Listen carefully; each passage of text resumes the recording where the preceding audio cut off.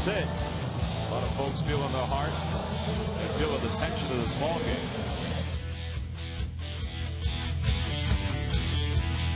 1 ball, 1 strike to count. In the air to left field, Soriano goes back. That's going to be a game winner. A 3-run home run for Jason Worth here in the bottom of the 13th inning. The Phillies hitless in 8 at-bats with runners in scoring position. Hitless no more, and they've won 10 consecutive games.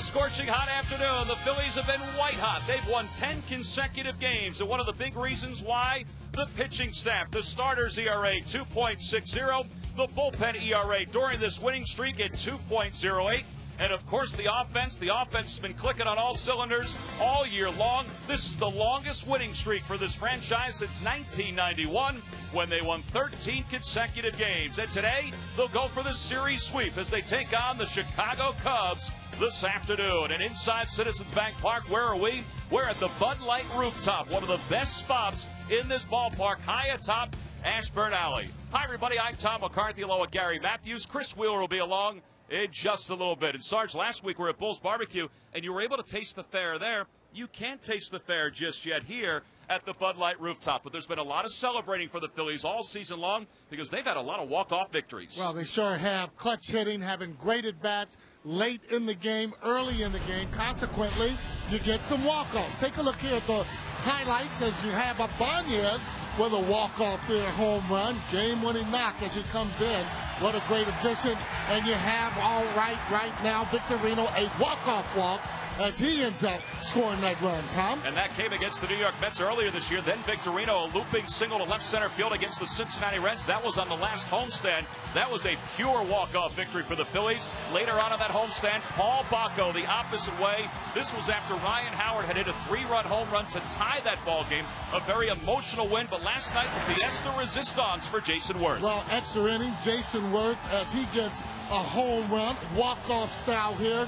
See how happy his teammates are. Boy, I got to tell you, the Fighting Phils are really playing well, having great at-bats, making Milt Thompson hitting coach a lot easier. Well, the Phillies have been outstanding on this homestand. They've been outstanding here at home over the last 15 games or so. They'll put it on the line this afternoon against the Chicago Cubs in the final game of the 3-game series. It's J.D. Moyer for the Phillies, Carlos Zambrano for the Cubs. And one thing about Zambrano, Sarge's old friend, he's got an awful lot of emotion. Some of it's good, some of it's not so good. We'll see that this afternoon, plus the starting lineups when we return.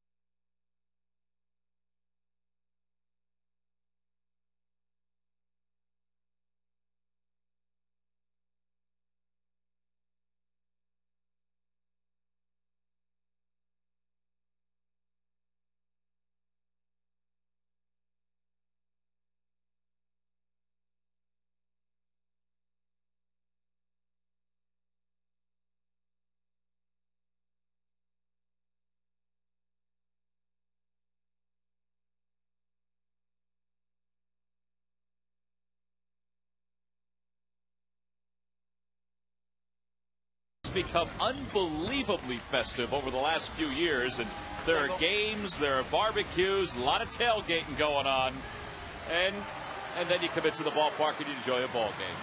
And that's what these fans are hoping to do today, is the Phillies, winners of 10 consecutive games, put the winning streak on the line today against the Chicago Cubs. And speaking of the Cubs, here is Lou Piniella's lineup. It was a little late today. Reed Johnson leads it off at center field. Ryan Terrio, the shortstop, bats second. Derek Lee's at first base, hitting third, followed by Aramis Ramirez, the third baseman. Milton Bradley's in right field, making his first start of this series. He's batting fifth. Alfonso Soriano once again in the number 6 spot. He's in left field. Jeff Baker makes the start at second base. He hits 7th. Coy Hill, the catcher, bats 8th. And batting 9th and pitching is right-hander Carlos Zambrano. And they will face the lefty, Jamie Moyer, making his 19th start. And Wheels, Jamie's got to work awfully hard today because it's a hot day. Boy, it is, Tom. You know, you figure 46 years old on a day like this, but he's really been pitching great lately. Had a really good start last time out against Florida. Of course, he always seems to pitch well against those Florida Marlins. So, you know, this is one of those kind of hang-in-there days, and if you can somehow limit your pitches, there are the numbers on him, the opposition, and the scouting report from Southwest Airlines. The key for Jamie, of course, is to keep the hitters off balance. He hasn't pitched a whole lot against the Cubs in his career. He's in the American League, originally signed by them back in 1984. In fact, Lou Piniella was also his manager when he was with the Seattle Mariners. And, hey, let's face it, Lou Piniella could be the guy that really put him back on the right track when it came to his career. Yeah, that resurrected Jamie Moyer's career those years in Seattle, no doubt about it. Time now for our Key State Chrysler Jeep keys to this afternoon's game. It is kind of hot here and steamy this afternoon. Well, trying to sweep a good team because the Cubs are a really good team who haven't hit a whole lot in the first 2 games. Phillies have pitched them well. Tough battle today. Carlos Zambrano, he can be one of the best in Major League Baseball when he's on. Jamie Moyer, well, he's been real good lately for the Phils. So we're about ready to get underway this afternoon from Citizens Bank Park. Day baseball before tomorrow night's makeup game against the San Diego Padres. And Reed Johnson will start things off.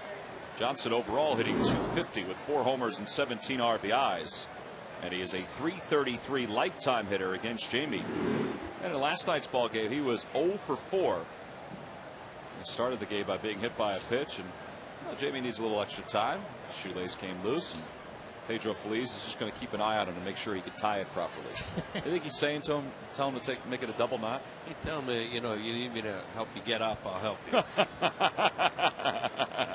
Well, Jamie Moyer's last time out against the Florida Marlins, he was really good against the Fish. Was he ever in this game? And that's what he does against the Florida Marlins, is play off their aggressive nature. Now we'll see what happens today with the Cubs, whether they're that same type of team or not. They've been swinging quite a bit in this series, fouling balls off, but he was good, and he only got in that one jam, and he was able to get out of it. And Charlie told him at that point, that's enough.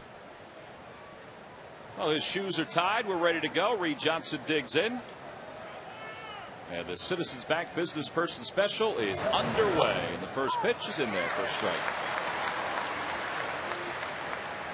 That's what Jamie did his last time out. No runs, 1 hit. It was a line drive clean single by Jorge Cantu. In fact, the Phillies staff combined for that 1-hit shutout against Florida. And quickly it's 0-2, as you might have heard Jamie yell no to Paul Bacco, meaning he couldn't make that catch. Dan Iasonia is the home plate umpire today. Charlie Relaford's over at first. Larry Vanover's at second, and Sam Holbrook is around at third.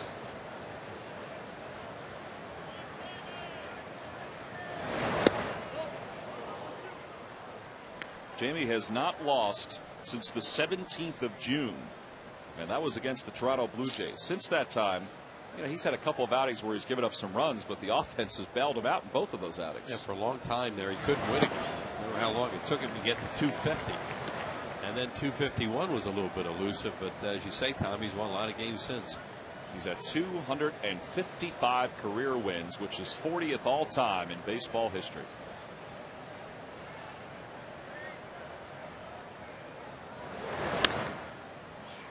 And it remains even 2-2. Well, the conditions for today's ball game, 80 degrees is the temperature. But look at the humidity, and that's probably going to climb a little bit as the day moves on. No wind, 1 mile per hour out of the southeast. Yeah, ball should really fly here today.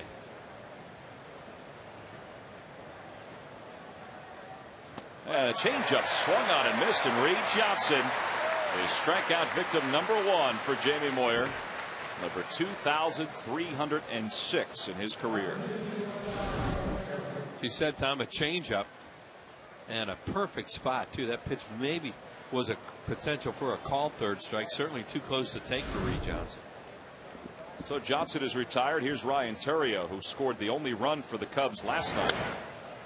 Theriot has an RBI in this series and 2 base hits.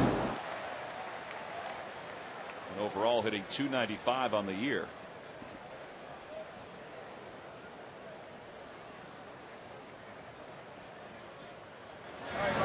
And he shows bunt. He lays down a beauty toward third. Phillies has no chance. So a bunt single for Ryan Theriot, and he's the first base runner of the day.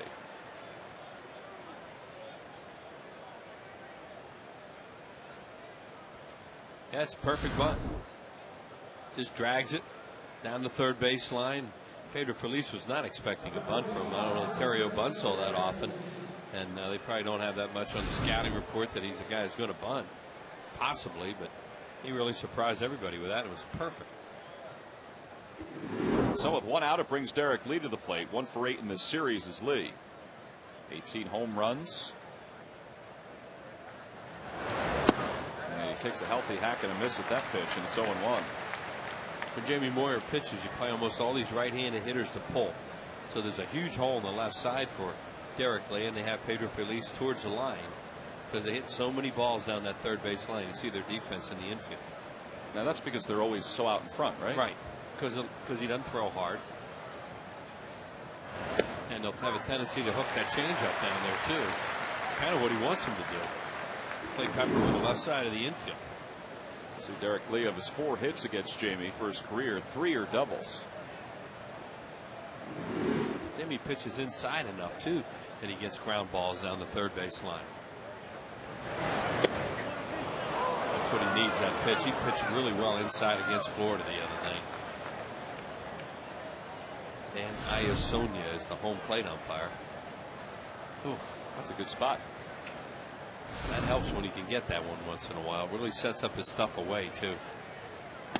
On the outside corner, called strike 3, and that looked like the cutter from Jamie Moyer at 78 miles an hour. And he walked him right out there with that fastball in through a backdoor breaking ball, backdoor cutter, as you said, Tom, and evidently caught the outside corner. Oh yeah, that's a strike, and Derek Lee knew it too. It's like, oh, how did that come back all that? How'd that come back that far? Well, Jamie's got the first 2 outs here with a runner on first now, and Aramis Ramirez the batter.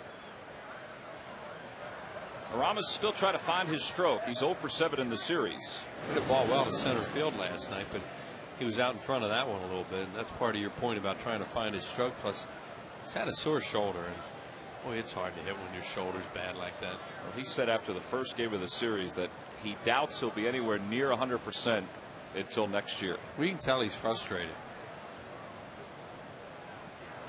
Hit a pop up to second last night, tossed the bat, didn't run it out. You know, he probably had a pitch he thought he should really handle and couldn't. One of 3 Cubs third basemen ever with 100 RBIs in a season. Well, they're 2 great old Cub names, Ron Santo and Andy Pafko.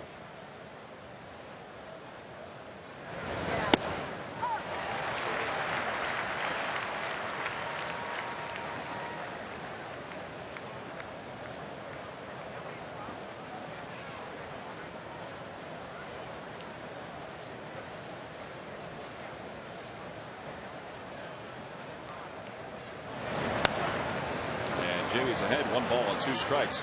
Ramirez is part of that category that we just saw, one of 3 Cubs third basemen with 100 RBIs or more, and he's had 100 RBIs in each of the last 3 years, and he's done it in 4 of the last 5 seasons. Saw Aramis Ramirez as a young player with the Pirates, playing them a lot of course in spring training, and you could see he had tremendous talent. He's a very good defensive third baseman too. There goes Theriot. Pitches outside. Baco has no chance, and the ball glances off the glove of Utley. Well, Chase is trying to make a quick tag after making a grab. And that'll be a stolen base for Theriot, his 11th of the year. And an error on Chase Utley. You're going to charge the error to Paul Baco. No, that's wrong. I'm sure they'll change that, because that was a good throw, and Chase Utley just didn't handle it. Here it is again. You know, that's a throw that is just not handled by the second baseman. That error is on Chase. He knows right away that he made a mistake there. But with 2 out, you know, hopefully Jamie can pitch around it. 3-2 the count to Aramis Ramirez. Jamie did not have too many 3-ball counts against the Marlins the other day as Milton Bradley waits on deck.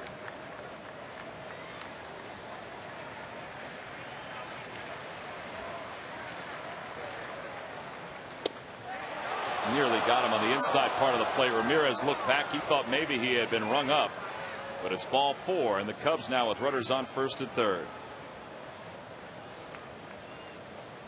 Well, Phillies fans, during today's Phillies day game against the Cubs, don't just watch, play along online with Greg Murphy and Ricky Bowe on CSNPhilly.com. Make predictions, answer trivia, and earn points to win prizes. Play a special edition of Friday Night Fever today, right now, on CSNPhilly.com. Keyword Fever. The boys are working hard right now with that promotion, answering some questions, doing some trivia. Milton Bradley is the batter, and he takes a fastball low. You're making him work here in the first inning. That was a really close pitch that Aramis Ramirez took for the walk. And this is a day you really don't want to throw a lot of pitches if you can avoid it. Just missed with that one. It's 2-0. Jamie's going to take a walk. He's trying to get the perspiration dried up. A lot of times pitchers like that because it gives them a better grip of the ball. But a day like this, you don't really need the perspiration to get a better grip of the ball. Yeah, exactly. Today is a little bit of overkill with that.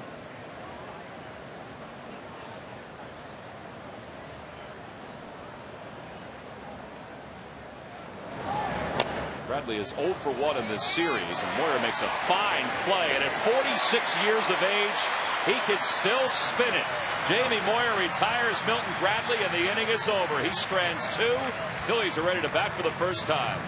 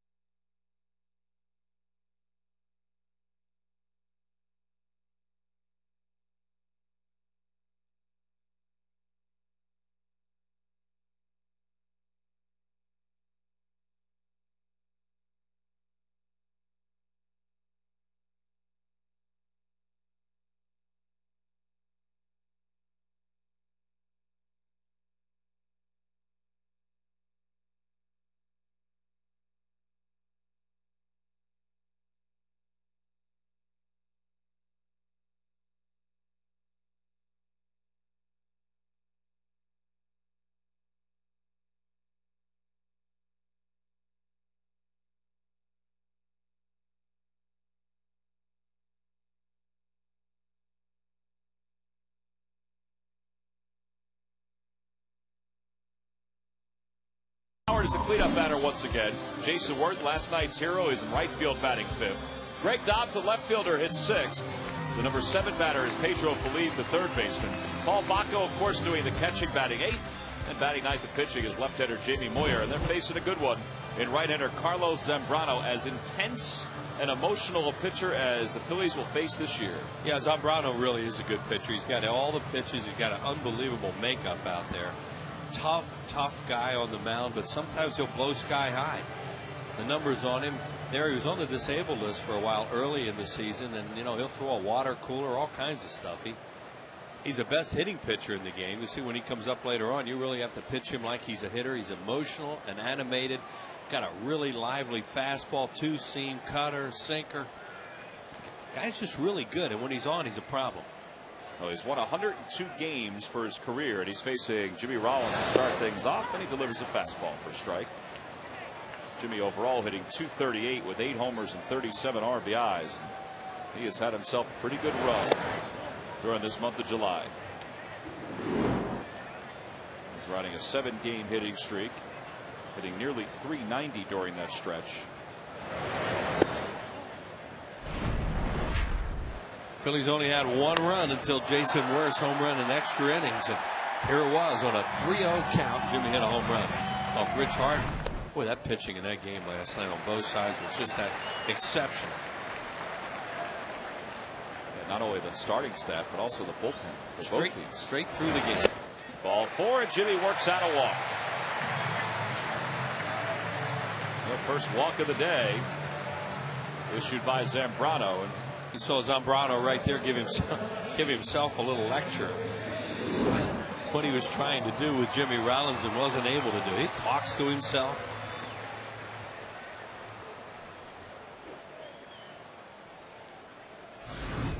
Watch what he does.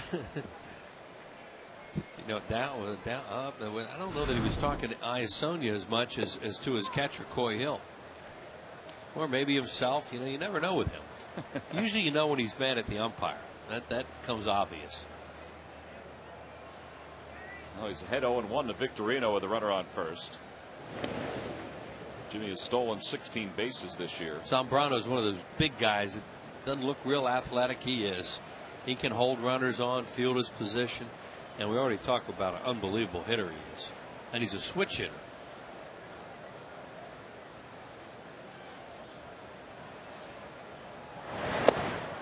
On the inside corner, 0-2. Well, the Lucky McDonald's Phillies home run jackpot contestant is Maura Cooper of Philadelphia. If the Phillies hit a home run in today's ball game, then Maura will win $100. Phillies hit 2 homers in last night's game, one by J-Roll, the other one by Jason Worth. That's how the run scored. Now, Victorino last night, we were talking about how uncomfortable he looked in his first at bat. And Shane said today that his shoulder's been bothering him. It wasn't his wrist, it was the shoulder after that headfirst slide when he went past the bag the other night at second base. He jammed something. But he said he's okay. He said it just it bothered him early on in the game yesterday, but then you know, as he loosened up, he said he felt fine. And Charlie kept him in the ballgame. Yeah. Well, Charlie said that he told him he could play. He said, I'm all right. Get back out there, son. Yeah, Charlie didn't really get up from his chair in that first inning when Shane was walking back and forth behind him. Well, he just kind of lets it play itself out and then see what happens.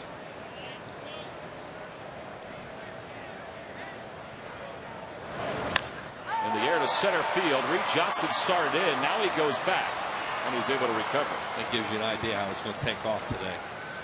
Day like this, the ball in the air in this ballpark. Ooh, look out. It didn't even sound like Shane hit it that well. And it's still shot out there.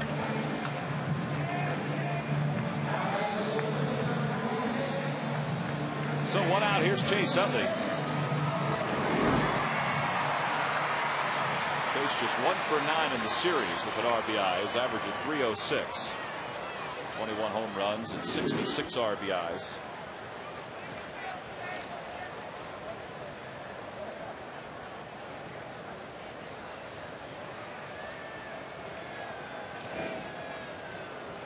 Zambrano continues to keep an eye on J-Roll over at first base.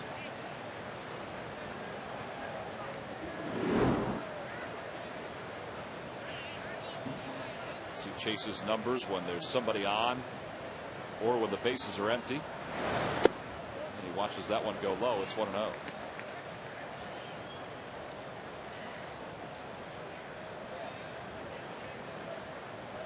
Think about this Phillies winning streak, this 10-game winning streak, and the fact that it's the longest one since 1991.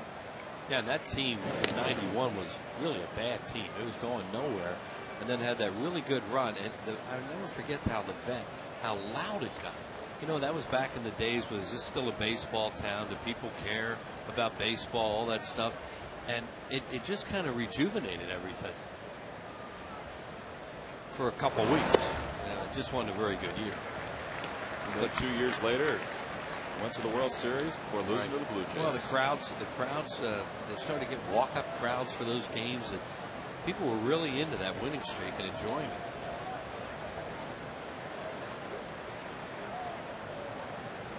Two 2-0 the count to Chase.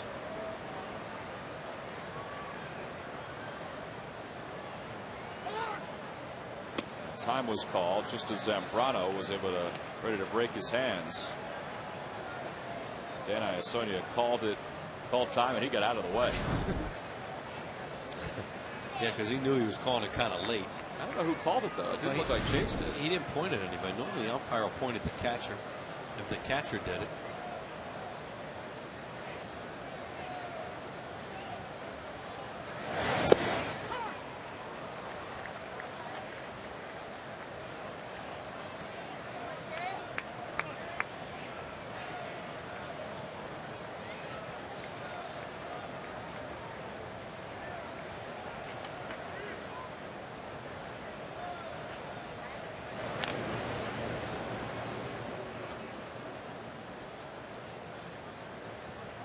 Zambrano can be deliberate with base runners. When you have two guys out there, they will pay a lot of attention to base runners. Good change up there, and it's 2-2. Yeah, he throws his changeup a lot of times as a splitter, and maybe I don't know if that one was one or not, but that's normally what Zambrano will throw for his changeup, especially left-handed hitters. You know, it's funny. You remember his splitter. I remember it being much harder than that, much quicker in velocity. Well, he doesn't throw as hard as he used to. No. His arm angle is different than it was before he had some shoulder problems. You know, he's kind of a three-quarter arm drop-down guy now. See his arm angle, and that doesn't mean that he can't hump a fastball up there, but he used to consistently throw in the mid-90s from first inning to ninth inning. Ryan Howard waits on deck to count 3-2. What do you think, Jimmy, going here? Good time to run. He just glanced over at Davey Lopes for a moment.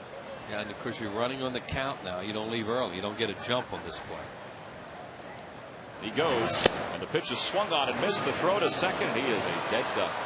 And Coy Hills had some pretty good short arm tosses to second base. It's a strikeout throw out double play. And the inning is over. So the Phillies get a base runner. That base runner is wiped away on the double play. We're through one. It's the Cubs nothing and the Phillies nothing.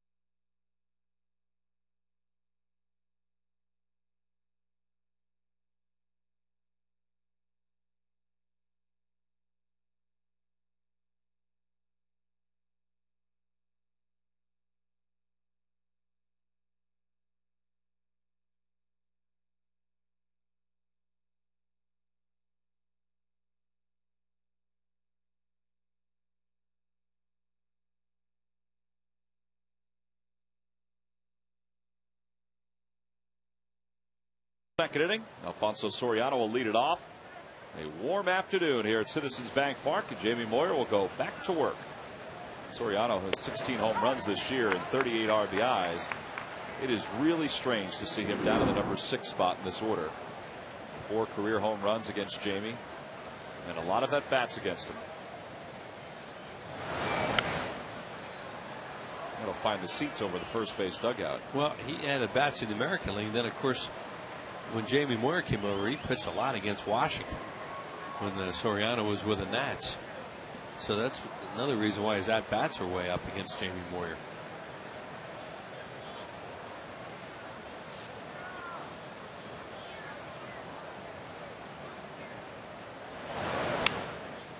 And a pop up on the right side. He got it in on him a little bit. Good pitching by Jamie. One away. Cut something in on him there, a slider or cutter. I don't know either or. It's amazing the way he can jam big time hitters with those pitches.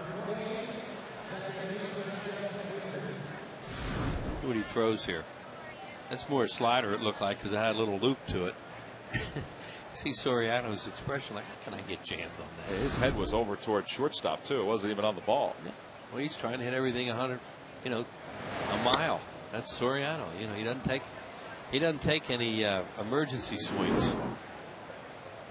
Oh, with one out, here's Jeff Baker. This guy beat the Phillies in the deciding game of the playoffs a few years ago in Colorado with a base hit in the hole to right field off Moyer. Yeah, they just picked him up a couple of weeks ago in a trade from Colorado. And that one's going to be into the seats down the right field line. That was it. Ubaldo Jimenez pitching that game that night against Moyer. Ended up 2-1. The Rockies popped the corks that night, went on to the World Series. Eventually went to Arizona next and then the World Series, and Baker got that hit. The Phillies just did not hit it all in that series against Colorado. It was their year. It was the Rockies' year. They had it. They really had it going until the World Series. Hit sharply toward third. Nice play by Pedro on the glove side. 2 away. Well, we can go back to that game against the Florida Marlins and that play that Pedro missed and say, yeah, that's the same kind of play, and he usually makes it. And speaking of the Marlins, they'll be here Friday, August 7th, start a 3-game series. 2 night games and then the day game. Sunday the 9th is the Pico Ryan Howard Kids Cap. There are limited seats that are still available for that series, so you want to log on to Phillies.com now, purchase your tickets. Also, don't forget that Sunday is the Alumni Batting Challenge here at the ballpark as well. In fact, if you're doing the CSNPhilly.com, the Friday Night Fever, text message or email Ricky Bottalico and ask if he's going to be in that Alumni Batting Challenge. That's going on right now. Toward the hole at shortstop. Again, Pedro has it. Throws across his body in time to get Coy Hill. He had time because the catcher was running, but that's still a heck of a play to finish up this second inning. We move to the bottom of the second. No score.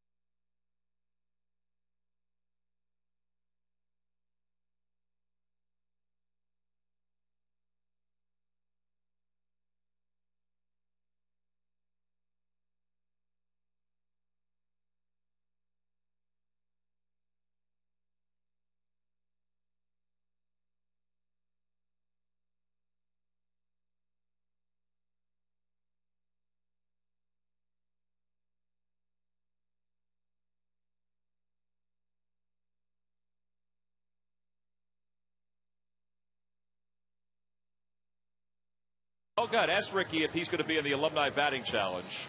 Ask him right now and see if we can get an answer. That's on CSNPhilly.com. Keyword fever. Oh, he is going to be in it. See?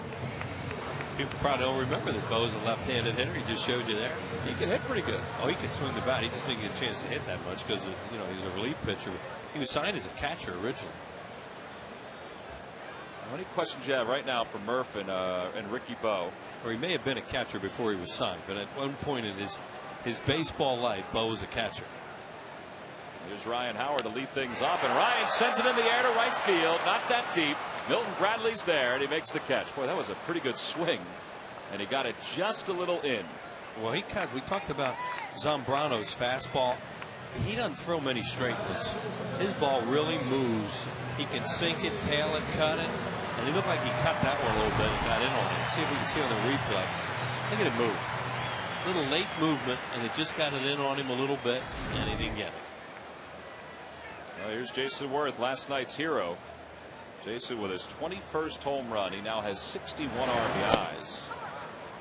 And he takes a fastball for strike one. Last night was the 4th time since 1986 the Phillies have had a walk-off home run in the 13th inning or later. Jason, John Kruk, Todd Pratt, and Ryan Howard, who did it in 2007. Well, I thought it was a fastball when he first hit it, and then of course it turned out to be a split.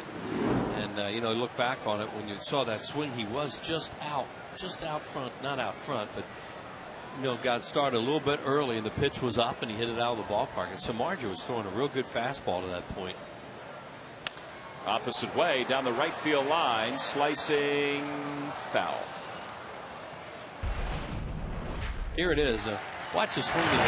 Just got out there a little bit and then hooked it out of the ballpark. And as Jason said later, as he was being welcomed there, then it was a split.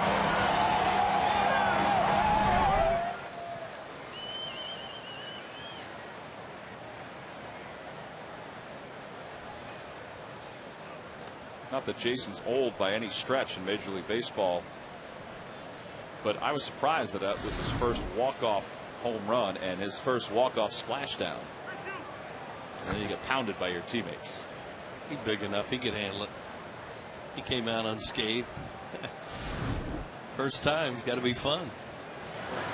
And he's aboard. He did a lot of that last night. He had a lot of walks in last night's ball game. In fact, that's his 5th walk in this 3-game series. Gonna get Zambrano taking a long walk behind home plate, get his hat back a little bit. Now watch his reaction after ball 4. Well, you talk about emotions on your sleeve. He's funny to watch. He's not so funny for the Cubs when he throws one of his tantrums, but you know, when you see him pitch, it makes you laugh. Greg Dobbs getting the start today in left field for Raul Ibanez. Day game after a night game, and Raul was all over left field last night. It was a 13-inning game, so yeah. Charlie said he wasn't going to play today. He just wasn't sure where he's going to. He had to wait on Victorino too to make sure he was okay. There's Raul Ibanez, so his lineup was a little later. Not as late, however, as Lou Pinella's lineup. Yeah, that was late. Good play there by Coy Hill. That was a 2-seamer from Zambrano trying to get Dobbs to turn one over here into a double play. And you can see the movement that thing had. It's got to be heavy. Change up. That'd be a split. Back to the middle, a base hit for Greg Dobbs. Worth is around second. And they'll hold up there. The Phillies have 2 runners on with 1 out. Hey, if you're traveling and can't watch your Phillies on TV, you can always catch the game on your computer with MLB.tv, the ultimate baseball experience featuring 100 out-of-market games per week live on your computer, and catch those you missed on demand. For more details, visit Phillies.com, where baseball is always on. Zambrano will spin on an inside move too when you're on second base, so Worth has to be careful. You know how he likes to steal third, but you know, word's out on all the scouting reports now on Worth. If he gets the second, pitchers have to pay attention. Pedro Feliz tried to check his swing, but Dan Iasonia says he went around on that sinker. Pedro just 1 for 14 against Carlos Zambrano for his career. Well, there are not many right-handed hitters going to beat up Zambrano that much.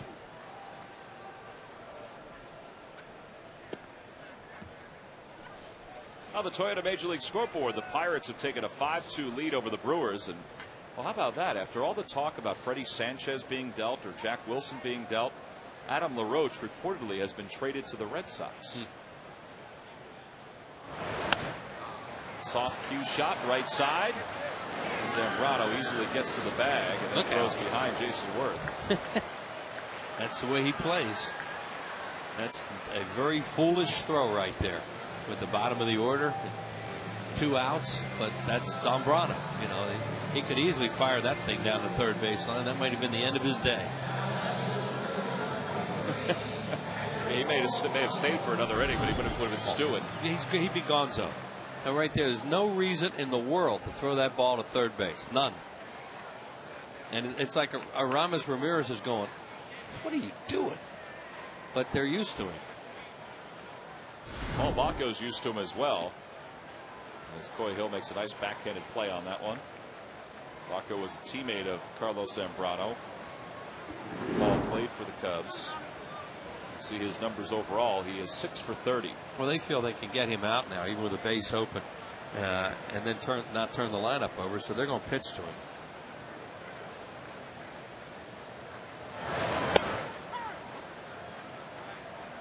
That's a strike too. It's not like that. I really won't even think they try to pitch around him here. They go after him.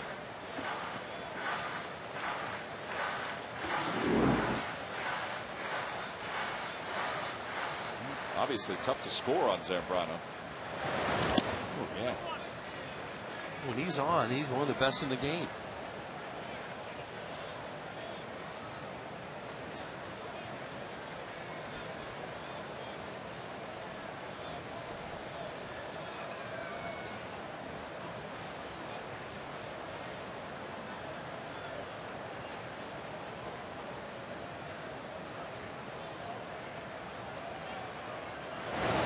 Broke his bat, loops it behind second. Ontario couldn't see it right away, but he makes the grab. And the Phillies strand 2 here in the bottom of the second inning. We're through 2. No score.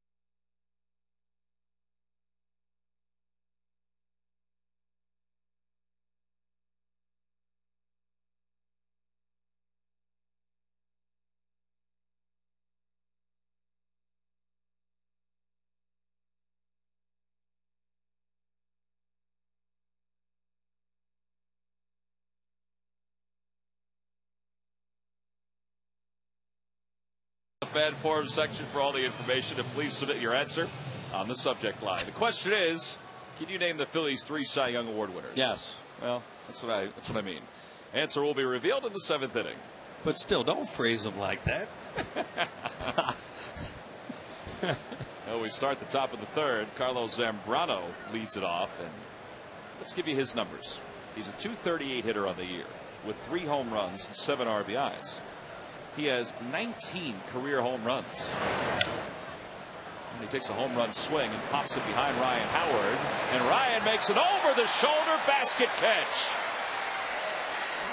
Ball wasn't hit that high, so maybe it was easier, maybe it was harder. I don't know, but it's still a tough play. Yeah, exactly. There's nothing easy about that play. Looking up into this haze, running with your back to the infield. Ryan Howard makes a really nice play. Now, the ball's a foul ball, but still, hey, it's an out, and it's not like that's just a normal pitcher up there hitting. Here's another look at it. Good job. Now, Zambrano will be up there swinging hard, trying to hit home runs every time he comes to home plate. Well, he's retired. One out here in the top of the third. Back to the top of the order for Reed Johnson. Takes one off the outside corner. Jamie got Reed Johnson on strikes his first time up.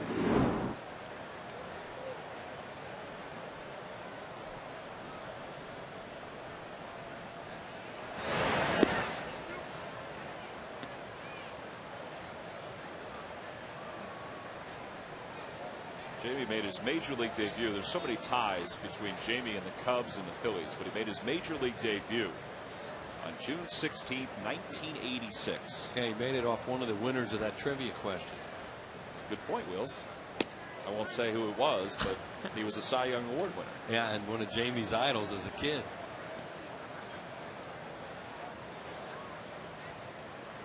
See what Jamie did with the Cubs. 6 games under 500. A 4.42 ERA. Behind 3-0 to Reed Johnson. And there's ball 4.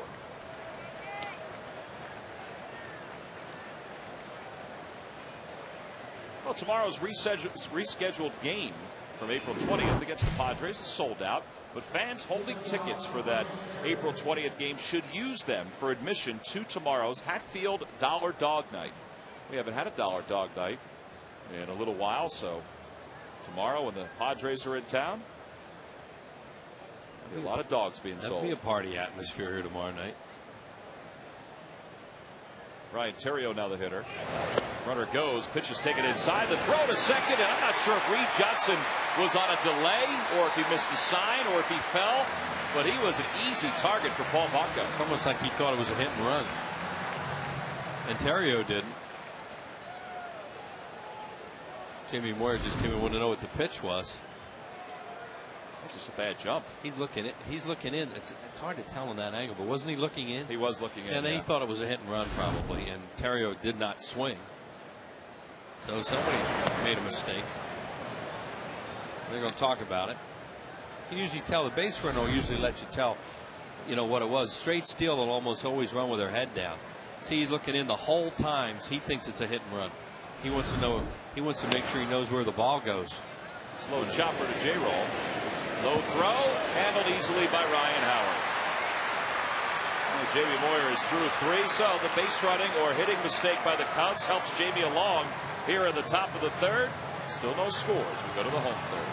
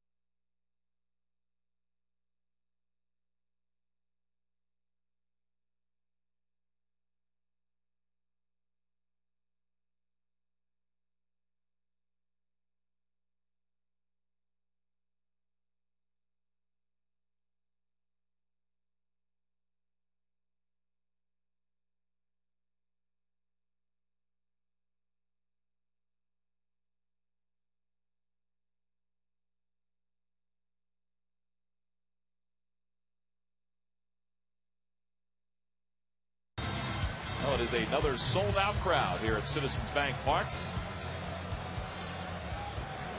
including the White Marsh Township Camp that is here. The upper deck. There's a number of other camps here as well, as you see the different colored T-shirts in the upper deck. Usually a shore side. Colonial High School District, Plymouth White Marsh High School out in Montgomery County. I think Jamie came here on camp day, came to Philadelphia to bet camp day. Maybe. We used to go Little League at Connie Mack Stadium on those berries, cookies, and all kinds of little giveaway type of things that sit out in the lower stands at Connie Mack. And they were regarded as the bleachers, I guess, in those days. And we thought we were really hot stuff, boy. A Little League would come down to 21st and Lehigh and get to see a big league game. Boy, was that fun. Well, and when you set out, because I had obviously never gone to Connie Mack Stadium, but you had set out in the left field seats. And those were pretty good seats, weren't they? Yeah, they're the lower stands.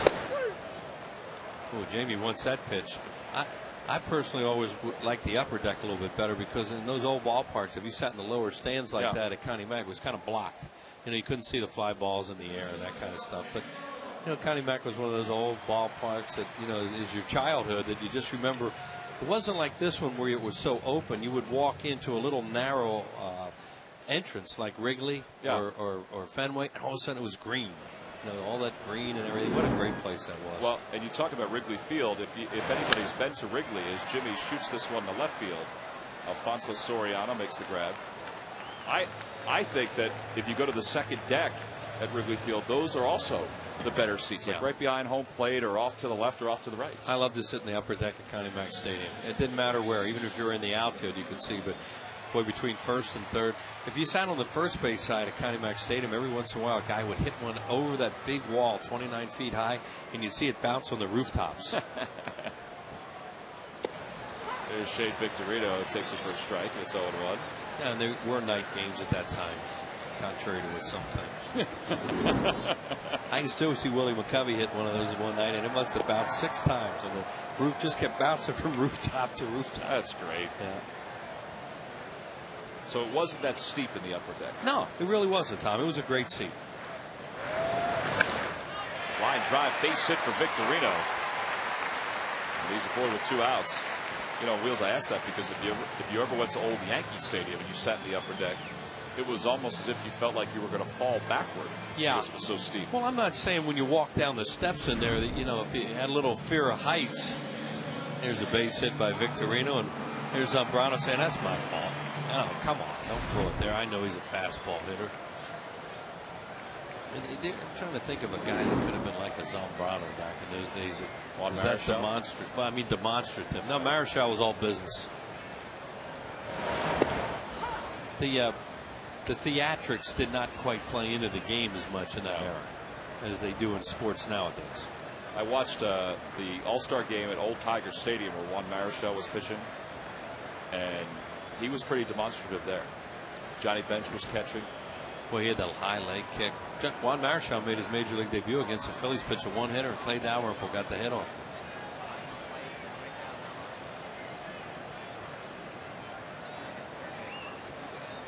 0-1 the count to Chase Utley here in the home third.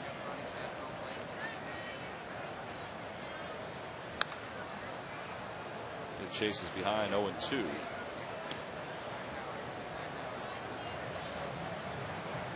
Christy Oakes going to make a fan happy down the right field line. And now.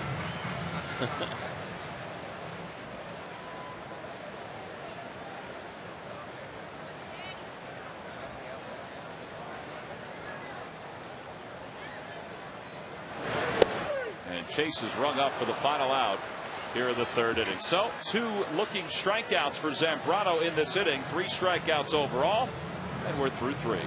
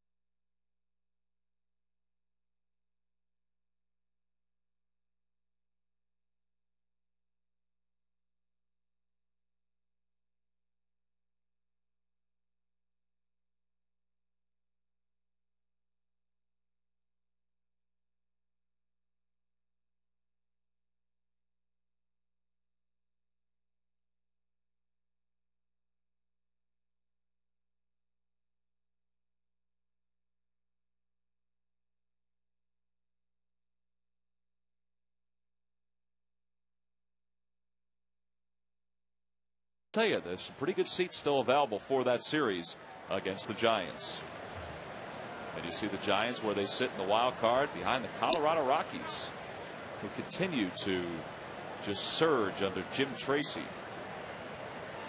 And although they're behind the Dodgers by a pretty good distance, they're still playing some pretty good ball as Derek Lee hooks a base hit to left to start the top of the fourth against Jamie Moyer.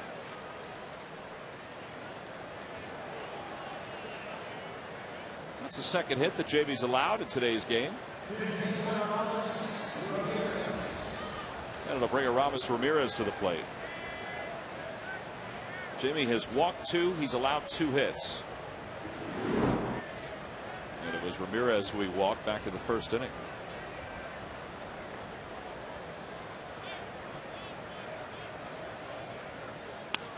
And a line drive, base hit to center field. Not hit that hard. But now the Cubs have 2 on to lead off the fourth. And Gary Matthews joins us. Sarge, what kind of luck are you bringing us here in the top of the fourth inning? Well, that was the ball. It was a pretty good pitch, though. He's a strong hitter and just bumped the ball right up the middle.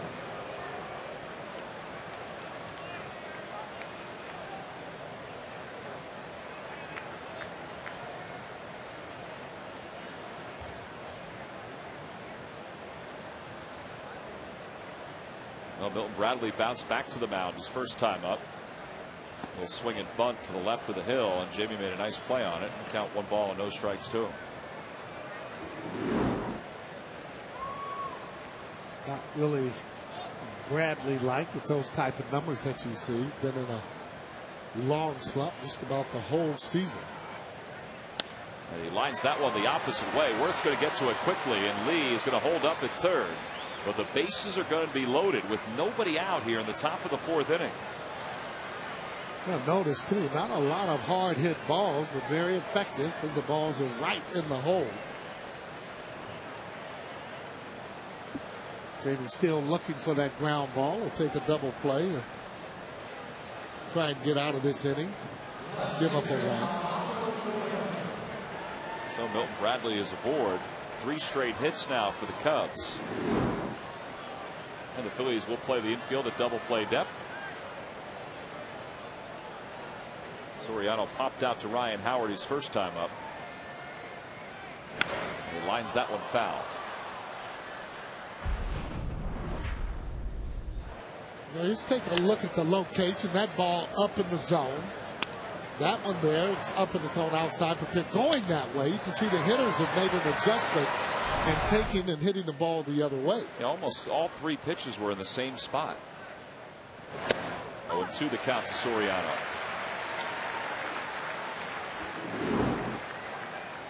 Soriano with 3 grand slams for his career, a .270 hitter. And Jamie's ahead 0-2.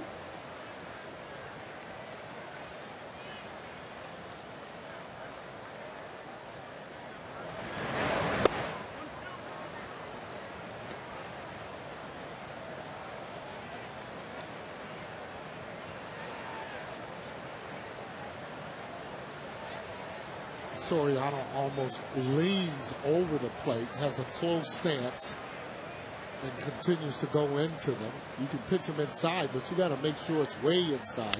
That one is not inside enough. It's going to drop in for a base hit. One's going to score. Ramirez being held at third.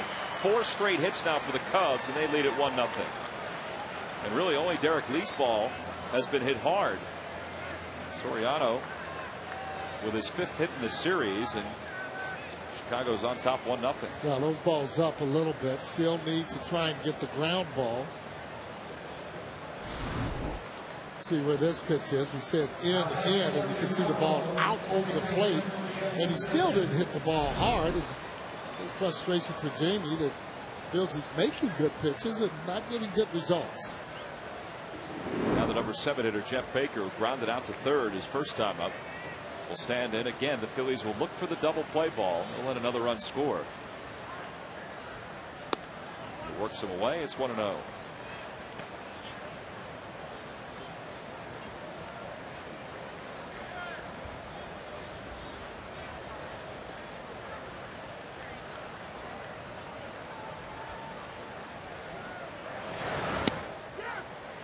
went, says Dan Iasonia, and it's 1 ball and 1 strike. That's what he might have wanted to do to Soriano, kind of keep that ball out of the zone. Soriano, a free swinger, meaning that he'll swing at a lot of bad pitches. You throw him strikes, though, he doesn't bail, especially on a left-hander. He's going to usually make pretty good contact. JB's now ahead. 1 ball and 2 strikes to Baker. That one scooted into the crowd over the first base dugout. Looks like everybody's okay. That gentleman there in the striped shirt was nice enough to block it from everybody else, as he's showing you. Don't think he had a choice.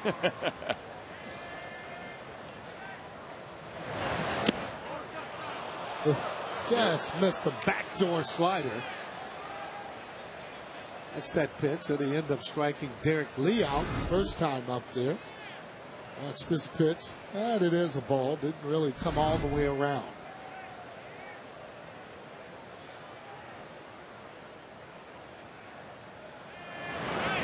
Line drive past Jimmy Rollins toward left center field.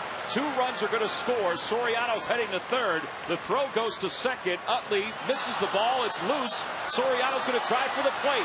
Howard gets to it. Off balance throw. Not in time. And Baker goes over to third. And the Cubs lead it 4-0. Well, they'll score that a double. And 2 RBIs. And an error allows the 3rd run in that sequence to score and the 4th run overall. That's a pretty good throw right here by Victorino, and see it coming in. I don't think he's going to get the error. It'll probably be Chase Utley on that one, as you see Howard coming into your pitcher trying to flip it there, not able to get Soriano sliding in the home plate. So the Cubs have broken it open. They lead it 4-0 with a runner on third. And watch the slide by Soriano coming in, and he is safe. Throw was late. And Coy Hill's the batter, still nobody out. And that one's going to keep the runner at third. And 1 away here in the top of the 4th. Well, the error is charged to Chase Utley on that play that allowed Soriano to score. That error for Chase is 7th of the season. Yeah, just tried to maybe get it a little bit too quick to try and make that tag.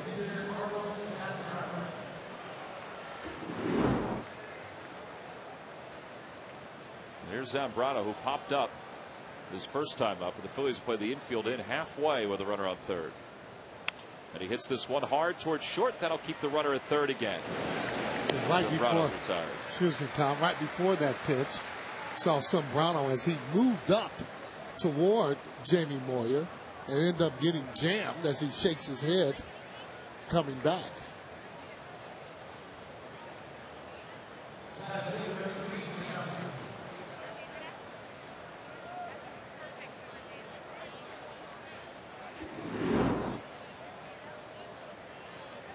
Oh, with 2 outs, Reed Johnson is the batter. He'll be the 8th man to bat in this inning. 5 straight hits for the Cubs, an error, and 4 runs have scored.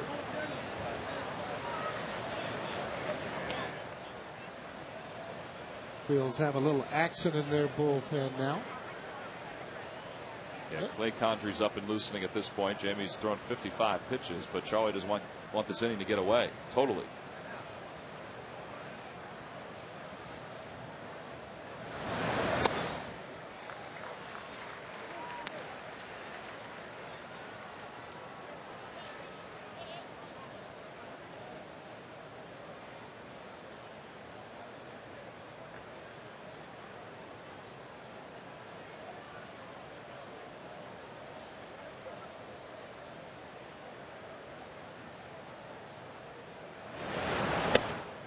One and 2 the count. Pretty good changeup right there by Jamie. Yeah, that ball high in the zone, kind of got away with that pitch. I like him when he's keeping that ball down. You get less damage. He's been getting them out on breaking balls, and Marco asking for the ball inside. On the inside corner, and Johnson is rung up for the 2nd time today. But the Cubs do get 4 runs on 5 hits. 3 of the runs earned. They lead it 4-0.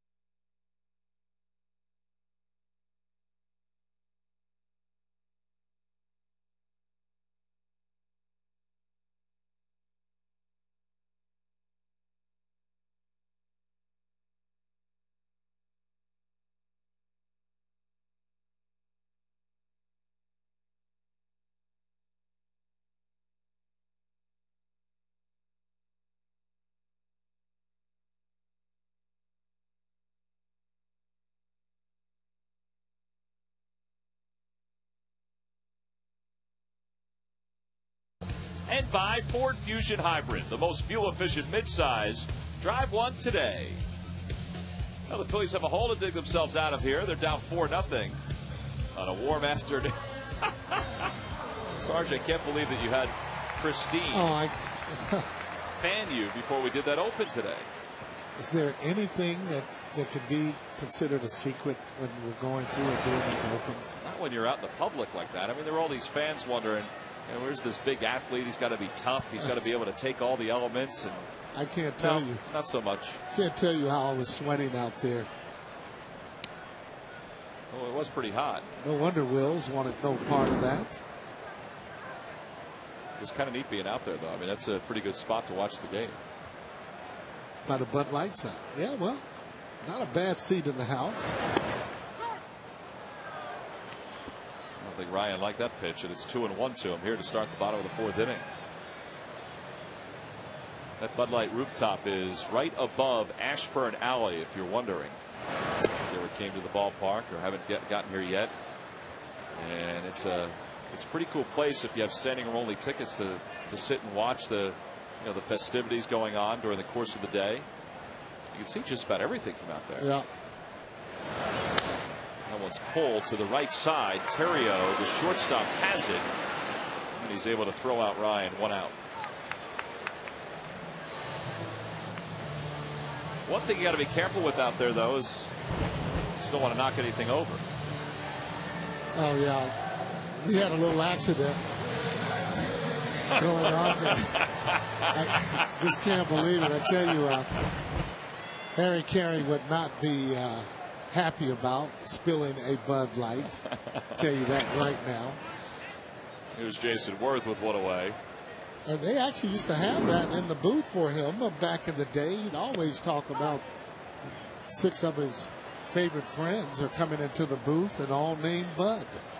Harry Carey, long time Major League broadcaster for the Cubs, of course, as a lot of folks know, and the Cardinals, and also the White Sox, too, right? Yep. 2 outs here in the 4th inning. And Harry's grandson, Chip, is currently a broadcaster for the Atlanta Braves, and you also see him doing some national games. His son, Skip, passed away just this past year. Yeah. Great broadcaster for the Atlanta Braves. With 2 outs now, Greg Dobbs will dig in. Dobbs singled his first time up. Phillies looked like they had something cooking in that 2nd inning with 2 runners on against Zambrano.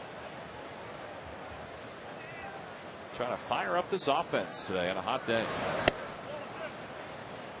Yeah, Zambrano, he's the type of pitcher. He's a good pitcher, and he can pitch with a lead a lot of times. However, though, he'll go through lack of concentration, get guys on, and then start to pitch, as opposed to just pitching if the score was 0-0.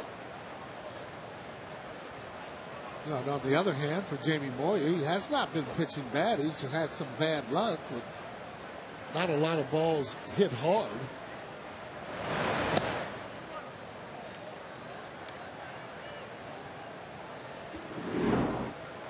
Highest in franchise history, his .608 winning percentage, 102 wins and 65 losses in his Cubs career. Very good athlete. Soccer player, believe it or not. Could have been a boxer, without a doubt. Little cue shot to short. Terrio takes it as it's spinning, and it's a 1-2-3 inning. Phillies go down in order, 4 in a row retired by Zambrano. He leads it 4-0 as we go to the top of the fifth.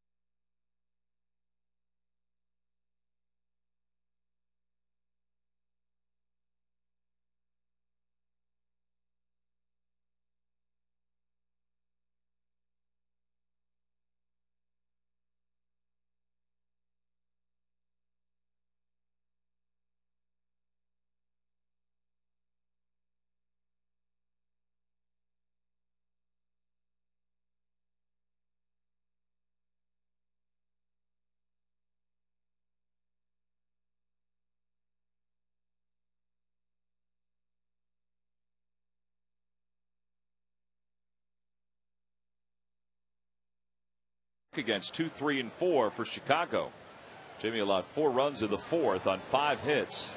Phillies have committed 2 errors this afternoon. And Terrio, who reached on an infield single his first time up, a bunt single, grounded out to short his last time up. And Sarge, we were mentioning that there's always been a tie between Jamie Moyer, the Phillies, and the Cubs during his career, because he was drafted in '84 by Chicago. Yeah. But there's even more of a tie now, because really the guy that's the manager for the Cubs is the one that gave Jamie that second chance when he went to Seattle and said, here, you're going to pitch every day, as Terrio pulls one foul down the left field line. And there's a lot to be said for what Lou Piniella did to put Jamie Moyer in position to win 250 games. If Lou likes you, he's going to play you. The same with this kid here, Terrio. Wouldn't be starting for a whole lot of major league teams. He's doing an adequate job there for the Cubs. But Lou gave him a chance. Very appreciative that Terrio is. 2-2 the count. When Jamie was traded from the Red Sox, he was 7-1 at that time in '96, and he was starting to figure things out, to Seattle. Lou told him, you're going to pitch every 5th day. So, you know, Jamie realized at that point that, all right, if I'm going to pitch every 5th day, I've got time to work things out. And it turned out to be a heck of a run with the Mariners, as that ball scoots under the glove of J-Roll, and Terrio is going to be aboard.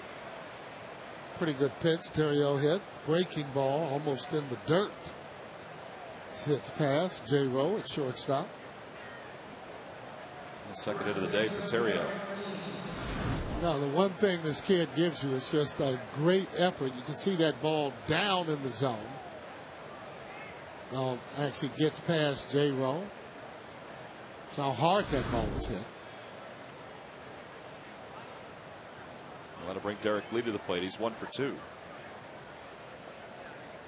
Anyway, Jamie went on in those years with Seattle, a lot of them with Lou, to win 145 games, lose 87, an ERA of just under 4. He won 20 games with the Mariners under Lou Piniella.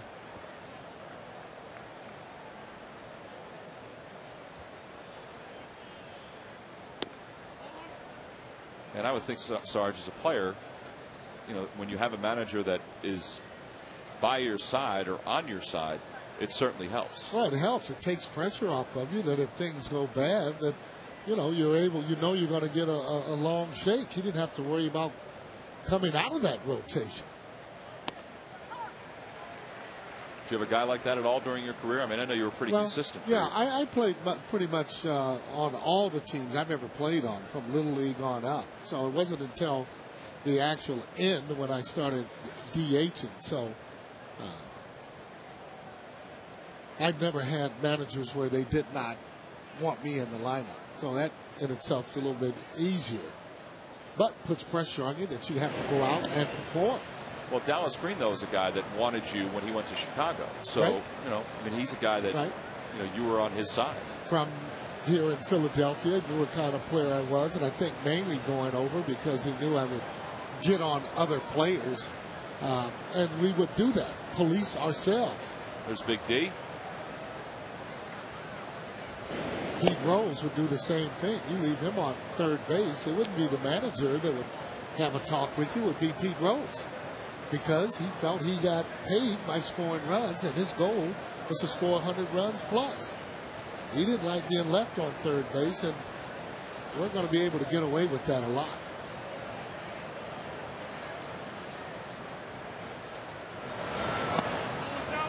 Just missed outside. 2-1 now to Derek Lee.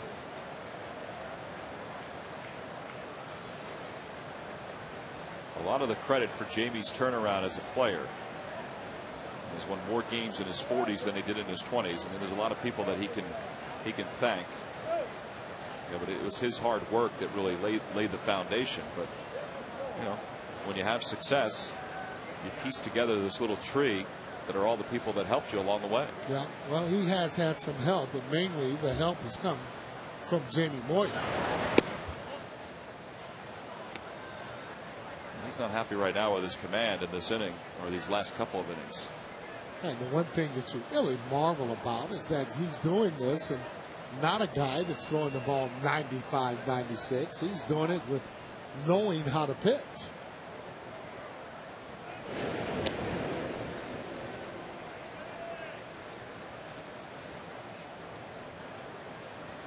It is a good running count. See the active leaders in victories. Randy Johnson first at 303. Jamie second. Pedro fourth. Terrio goes. The pitch is hit in the air to left center field. Fairly deep but playable. Victorino is going to settle under it. And as he does, Terrio started to go back to first. Well, it's time to bring you up to speed with the AT&T Rapid Rewind.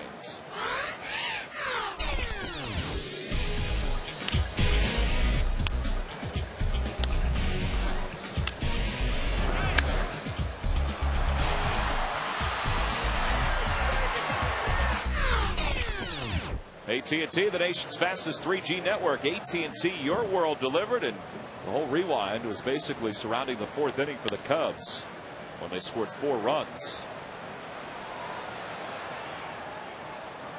And the only ball that was really hit hard, well, there were 2. The one by Derek Bell to start the inning, and then finally by Jeff Baker to clear the bases. Right. For the most part, though, he's had the hitters off balance, like that swing you just saw, but when they had all those hits in the fourth inning, those balls are more up in the zone. A lot of times for Jamie Moyer, when he gets into trouble, he'll go softer. He's not going to go harder. His harder means that it's probably around 82, 84, and that's very good hitting for major league hitters on fastballs. 0-2 the count to Ramirez.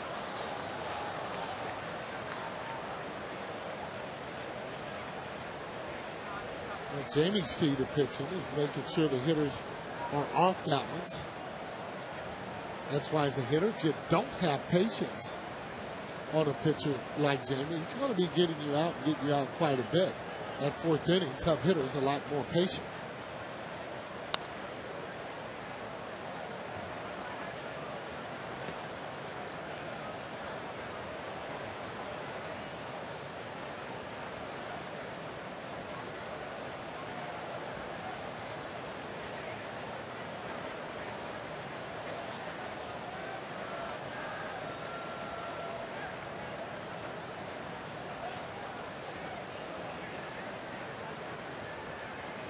There goes the runner, the 0-2 taken low, and Baco didn't have a grip on the baseball, so Terrio has the second stolen base of the day. Yeah, pretty good jump too. He stole that one on Jamie Moyer, the pitcher, with that jump. Baco trying to get it out and throw the second. He's off and running and above average speed as he takes a look. Not one of the things you want to do on a straight steal. 1-2 the count to Ramirez. And it's 2-2. This is when Ramirez becomes a little more dangerous with runners in scoring position. One of those guys that always seems to drive in a lot of runs, and he has done that throughout his career. Even the 1 year where he didn't reach 100 RBIs for the Cubs, he had 93 that season. Yeah, could have had 100 and just didn't want to play.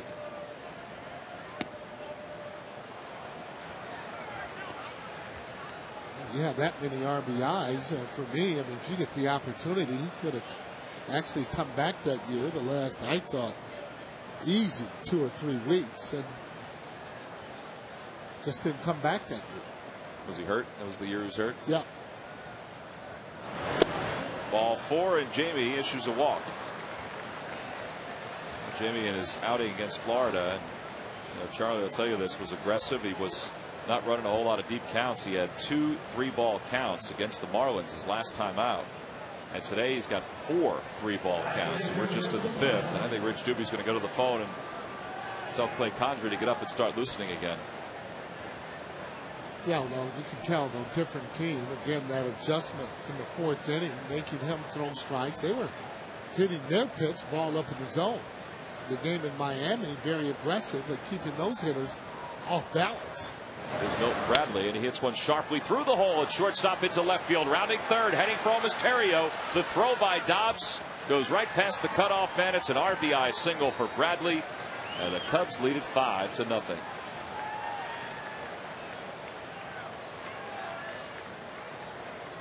And this is turning out to be just one of those days for Jamie Moyer.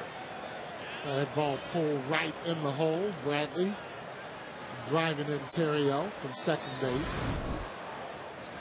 Been working on his hitting. Ball just skips right through the hole. Dobbs not having enough on the throw to be able to throw Terrio out. So 2 runners on for Chicago. And Soriano the batter. Backed off on that one. It's a strike.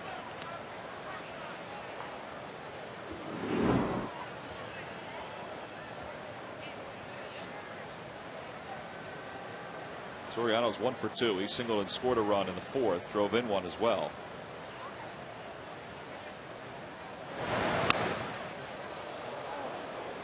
Gotta be on your toes behind that third base dugout on a day like this.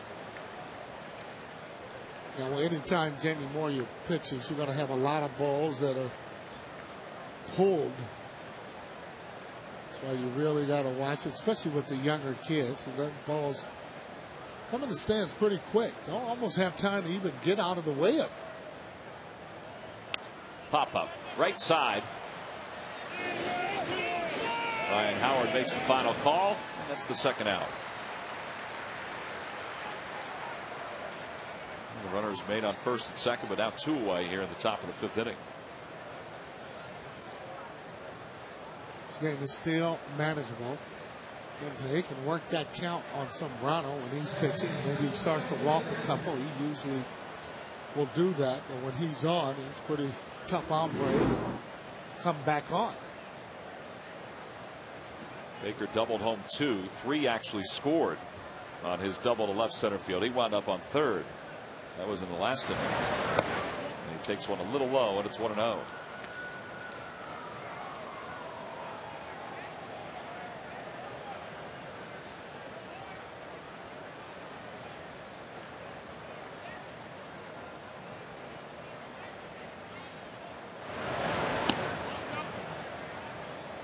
Jamie is just missing with that outside corner. But you're right, though. The game that he had, didn't even think about it there in Miami. A little humid there, but he was very aggressive. First pitch strikes. In a lot of cases, even strike 2 on the hitters. That one pulled sharply on one hop to Phillies, and the inning is over. But the Cubs do get one more run on the base hit by Milton Bradley. We played 4 1/2, and Jamie Moyer and the Phils down 5-0.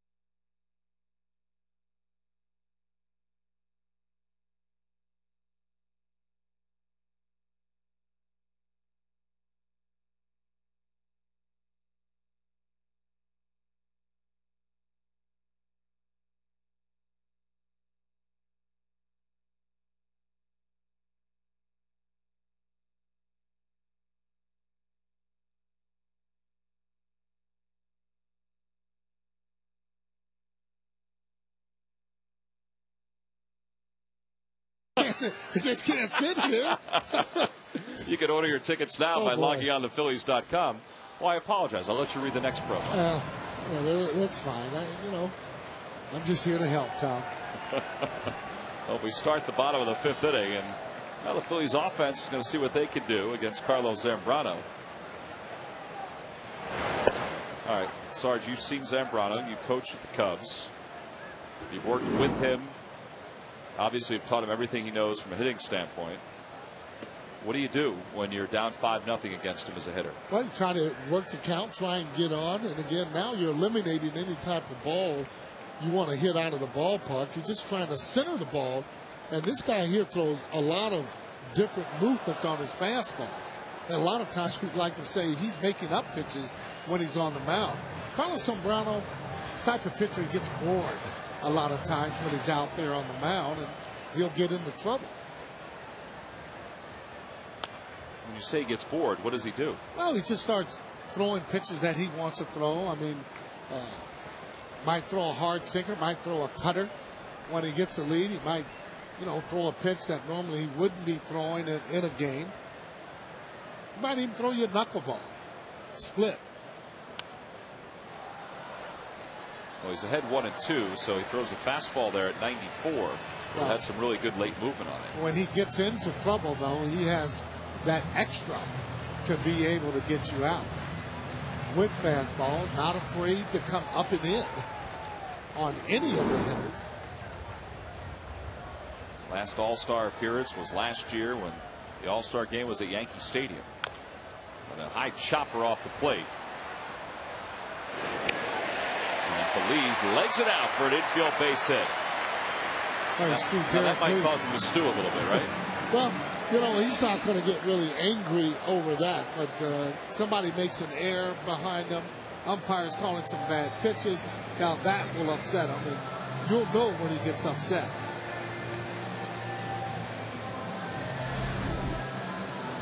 Watch this play again. He is a good athlete there as he throws the ball. Couple of too many steps there as he tries to use his arm. Derek Lee tries to come off and cheat. Didn't work. So the Phillies have a base runner here in the bottom of the fifth, down 5-0. Only their third hit against Zambrano. Paul Bacco is now the batter.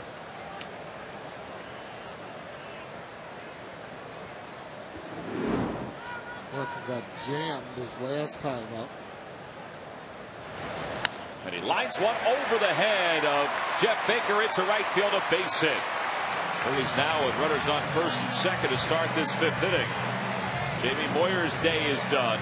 John Mayberry is going to pinch hit for Jamie Moyer. He took a glance back at the dugout to see if Charlie Manuel wanted to put somebody else up there, but it is Mayberry that'll take his hacks with nobody out here in the bottom of the fifth inning. Yeah, he likes to use stairs and more toward the end of the game, but for me, I'd like to use it right now. You don't have a left-hander pitching up. Zambrano also a fastball pitcher. Stairs a fastball hitter. So it will be Mayberry that'll pinch hit. And I think your thought isn't a bad one because you still have Raul Ibanez on the bench as a left-handed hitter as well. Absolutely, and he would be another candidate. I mean, this is a situation where you want to try and get something out of this on a number one.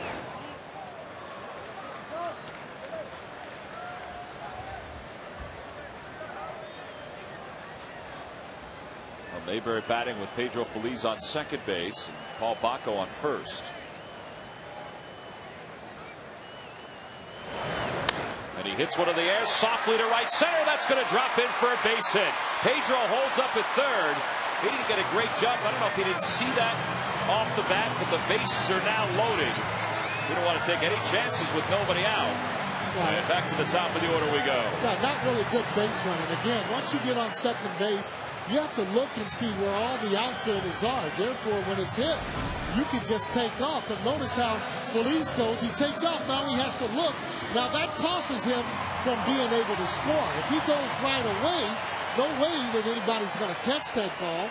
Soft line drive that young Mayberry hits as it goes into the outfield there.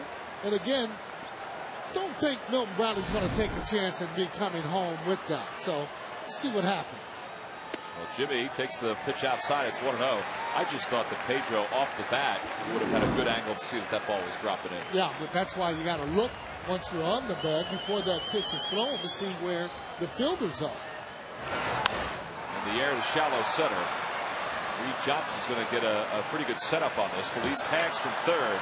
The throw goes to third. Pedro, I don't know if he didn't realize it or not, but he could have scored easily.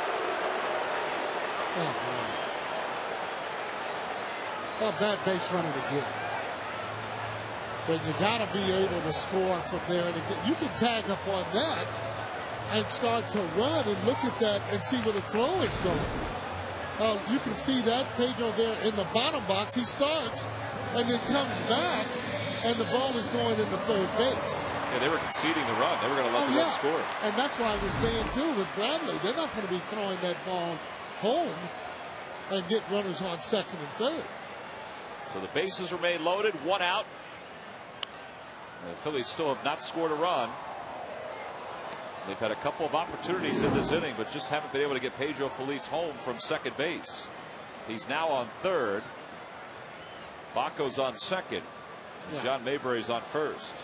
Yeah, it looks like it's going to maybe take a clean base hit. There's a roller to first. Lead is second for one. They don't get the double play. The run finally scores, and the Phillies are on the board. So give an RBI to Victorino. It'd be a shame if the Phillies only get one out of this here. Again, you got to be able to read the balls, and your job is not done when you're on the bases until you cross home plate.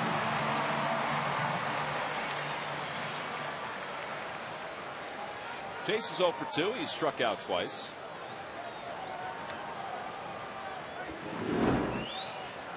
One time looking, one time swinging.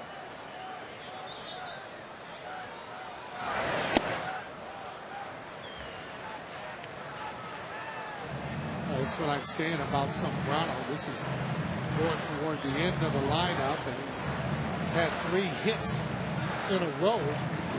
Now this is when he starts to really concentrate, but if you do that from the very beginning, you don't normally run into that type of trouble.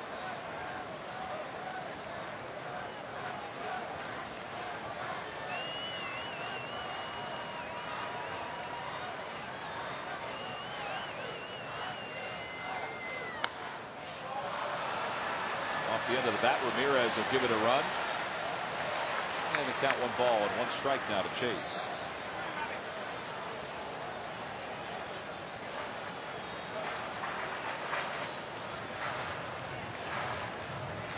Clock goes on third base. Victorino going back over to first. Phillies trail at 5-1 here in the bottom of the 5th inning, trying to get another run against Carlos Zambrano. Jamie Moyer is done after 5 innings.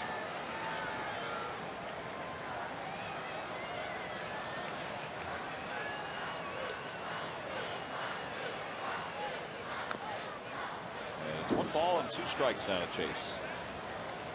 Very seldom does Zambrano throw a pitch that doesn't have a lot of movement on him. Fastball, throws a 2-seamer, throws a cutter that will come into the left-handed batter. Throws splits, not as much as he used to.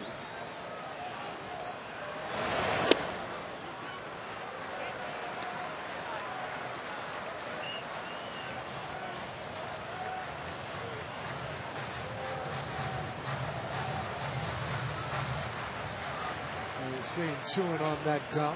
It's kind of his trademark. Loves to chew that gum. A way of relaxing players. Trying to sneak one by Chase. As you like to say, that's an eagle eye to let that one go by. And it's 3-2. Yeah, he's got him a couple of times before. The first time on a high fastball. This type of pitcher, you want to zone him down. The ball takes off when the ball is up in the zone. Victorino will be off from first base with the count 3-2 and 2 outs. And a swing and a miss, and the bat goes flying over the head of Davey Lopes, and the inning is over. Chase Utley is down on strikes for the 3rd time today. The Phillies settle for 1 here in the 5th inning. Go to the 6th. It's 5-1 Chicago.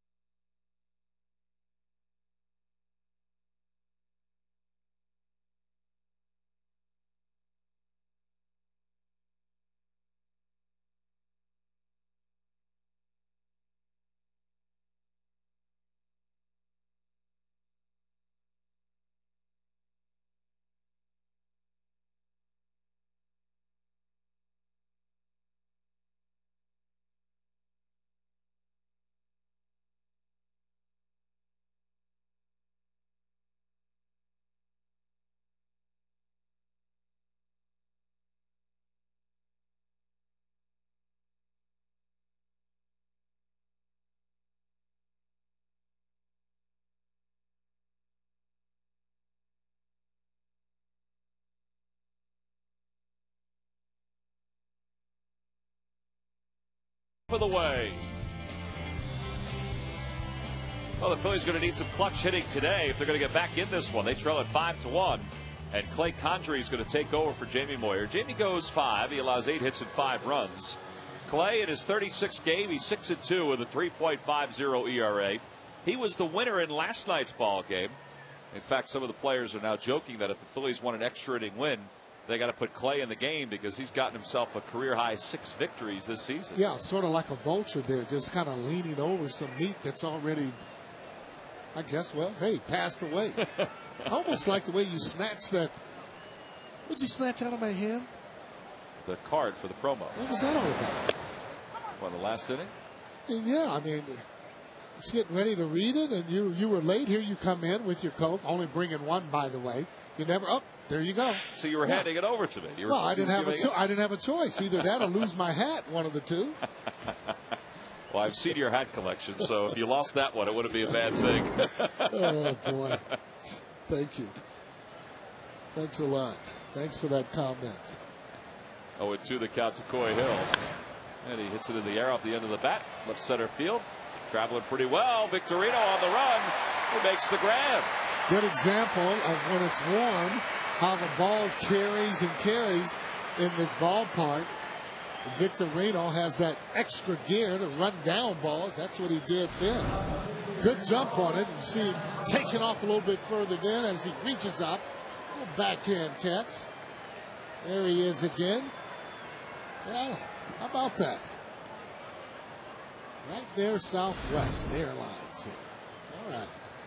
Well, one away here in the top of the 6th. And as Victorino settles back in his spot, Carlos Zambrano settles in at the plate against Condrey. On the hands. He's not happy about that swing, but that's a good pitch from Clay Condrey. 2 outs. Yeah. Well, Sarge was upset that I didn't bring him a cool beverage on a hot afternoon, but if I knew that he was going to make somebody else go and get one, I would have brought him a cool beverage on a hot afternoon. I got to tell you, it is hot today, isn't it? Boy, oh boy. It's important to stay hydrated today, Sarge. I tell you what, got to make sure you don't do anything wrong here with that eye in the sky, as Wills would say. You can kind of see why he doesn't like that camera, though. Reed Johnson's now the hitter with 2 outs, and he takes one for a strike. And it's 0-1. I said before the temperature was 80 degrees, but it was very humid. And folks try to do everything they can to try to stay cool. Some are adding things, some are taking things away. And the count 1 ball and 1 strike to Reed Johnson. Nice cool beverage. Nothing wrong with that. Some ice cream. Especially on a day like today. Or some Italian ice. That's what that looks like. Inside 2-1.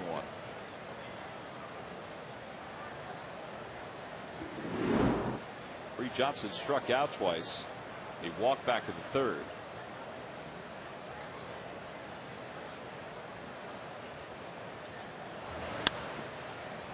And it's 2 balls and 2 strikes to him. Allison Augustin making a nice play there, then the left field line. Now the Toyota Major League scoreboard scoring a lot of runs out in Pittsburgh. Brewers were down 5-2. They took a 7-5 lead. The Pirates have tied it now at 7. In the bottom of the 6th inning, Ryan Domit, 2 home runs. Pittsburgh reportedly traded Adam LaRoche to the Boston Red Sox. As Johnson slices that one the opposite way, it's a 1-2-3 inning for Clay Condrey. Well, keep cool today, folks, on a hot afternoon. That's right, Sarge has the way. Go to the bottom of the 6th.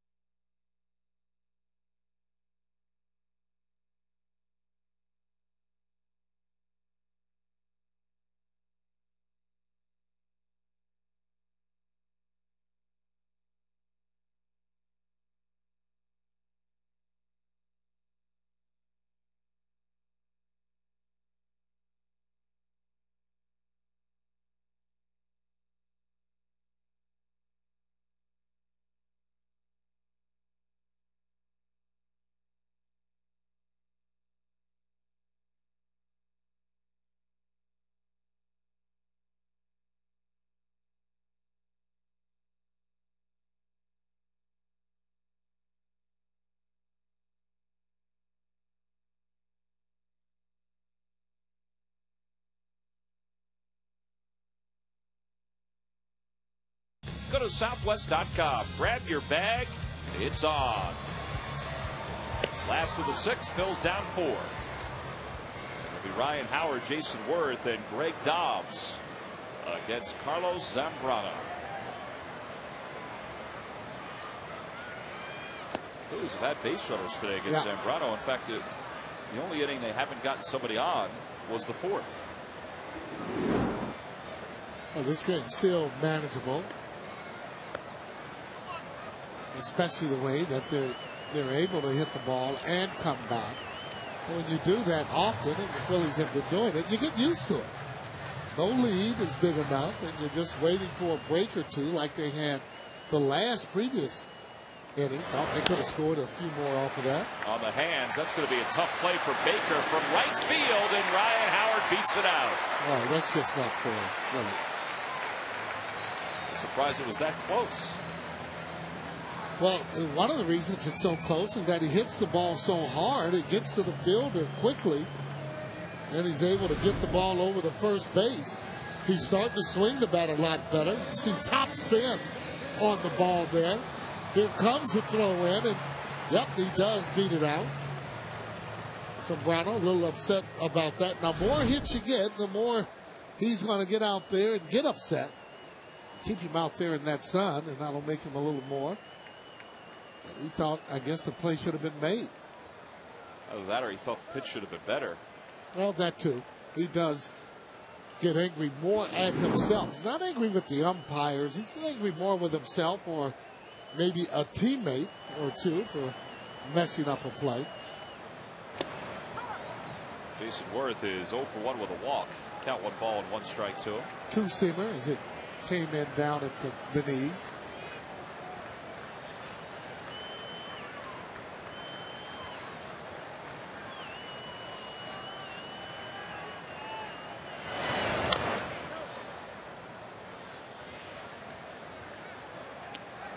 Phillies have left 5 runners on base this afternoon.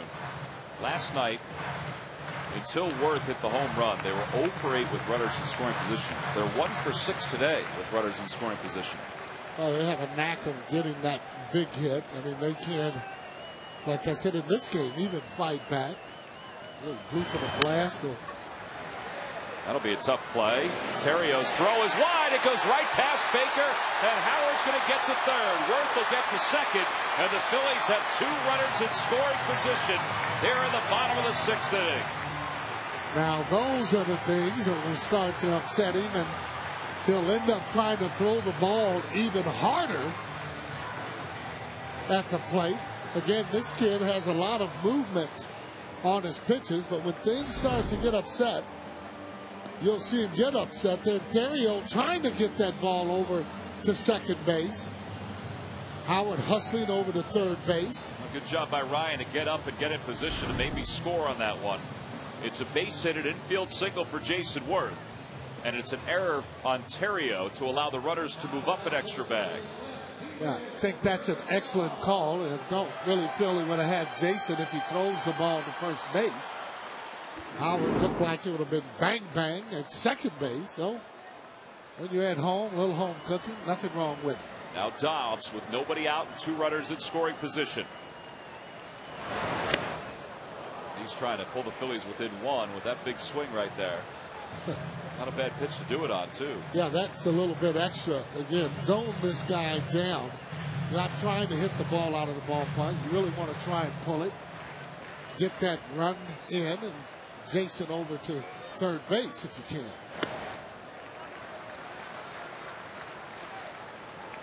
Don't always have good results on a pitcher that, like Zambrano, if you're going up and trying to hit it out. If you get a good pitch, you're able to drive it and it goes out, great. If not, base hit, you're keeping that line moving.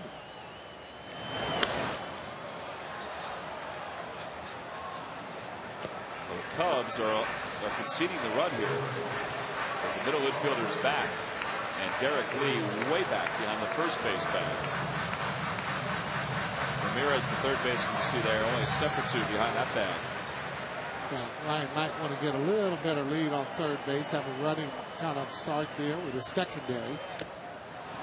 Dobbs stays alive.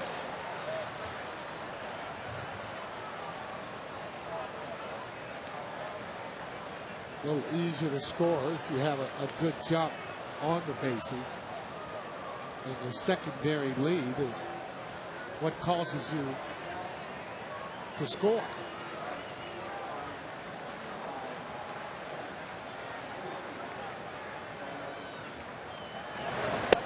On the outside corner. Boy, they looked like the catcher Coy Hill brought that one back, but it was awfully close. One away. See exactly where this pitch is. That's a ball. So Dobbs is rung up, and it's time for our Geico quote of the day.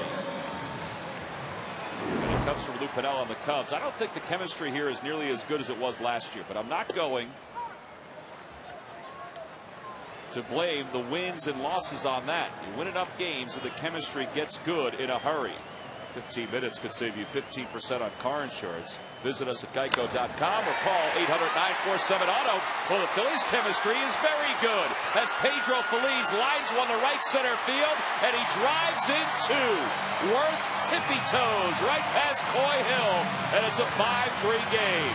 Well, clutch hitting by Pedro Feliz. Again, driving that ball to the opposite field. He's been very, very steady all year long in doing just that. Hitting 287 coming into the ball game. Again, that's what you want, to be able to get those runs into your lineup. Look at this fastball, high fastball coming back toward his swing. See Jason coming in as he scores, which should have been really easily, but he got in and no problem standing up. Now Paul Bacco's the batter, still just one out. Phillies down 2, 5-3. Very much back in the game, only down by 2 runs at this point. And it's 0-2 to Bacco. Charlie Manuel has a decision to make with the next spot. Clay Condrey was out in the on-deck circle, but Matt Stairs is now swinging a bat, hoping to get a chance. Bacco. Oh, did he hold on? He did. Paul Bacco saying that ball hit the dirt. Coy Hill is saying that he grabbed it before it hit the dirt. Bacco's asking for help. Sam Holbrook is saying that he's out. Charlie Manuel's now going to come out. I wonder if Bacco was getting on Iasonia a little bit on a couple of those pitches from Jamie Moyer. Because he took his mask right off on that one. They're asking him to get some help, usually. Bacco's saying it hit the dirt. I understand, too, when a guy would strike out wide, you would get some help. Well, there's your help right there. He just said he called it a strike also. And Iasonia just chucked Charlie out of this ball game. He's doing that a lot with Larry Bowa. Yeah, that's a little quick, though, to throw out your manager on that. We'll have to ask Richard Garcia. He's here looking at the game here today. And to get thrown out and questioning a ball on whether or not it hit the dirt or not, I don't really understand that.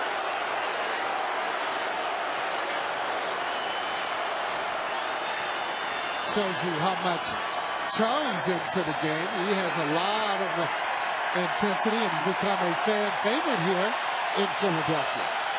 Well, Charlie has been ejected from this ball game. Matt Stairs is going to pitch hit. Let's take a look at it. Oh, that hit the ground. You know, it's amazing that you have umpires, and I mean, looking right at the plate and can't make the call. Wow, that wasn't even close. I mean, Holbrook there at third base, you got to be able to see the ball. I mean, it clearly hits the dirt. He called foul ball, but he said he caught it and then doesn't want to get any help. Yeah, it's awful. That's stunning how the third base umpire didn't see it either. Well, 2 outs. Here's Stairs. That takes one outside. Well, umpires need to really understand, too. I mean, teams are battling for different positions. You're going to get heated every now and then. No sense in throwing somebody out, especially when it's your fault and you miss the call. The problem is, though, Sarge, I don't think he thought he missed the call. Yeah, well, I mean, Somebody had to have seen it other than the broadcasters. I mean, we can't do everything up and call the game. 2-0 the count to Stairs. And that's it for a strike of the knees. Well, the fans are going to be on every call that Iasonia makes from here on out.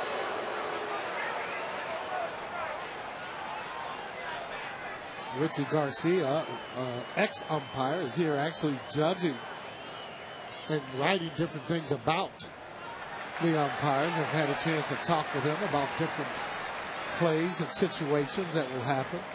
And one thing about Richie, he does tell it the way it is.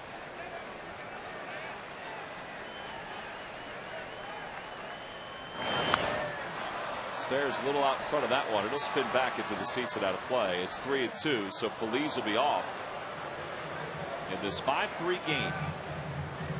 Phillies trying to come from behind, which they've done so often this year.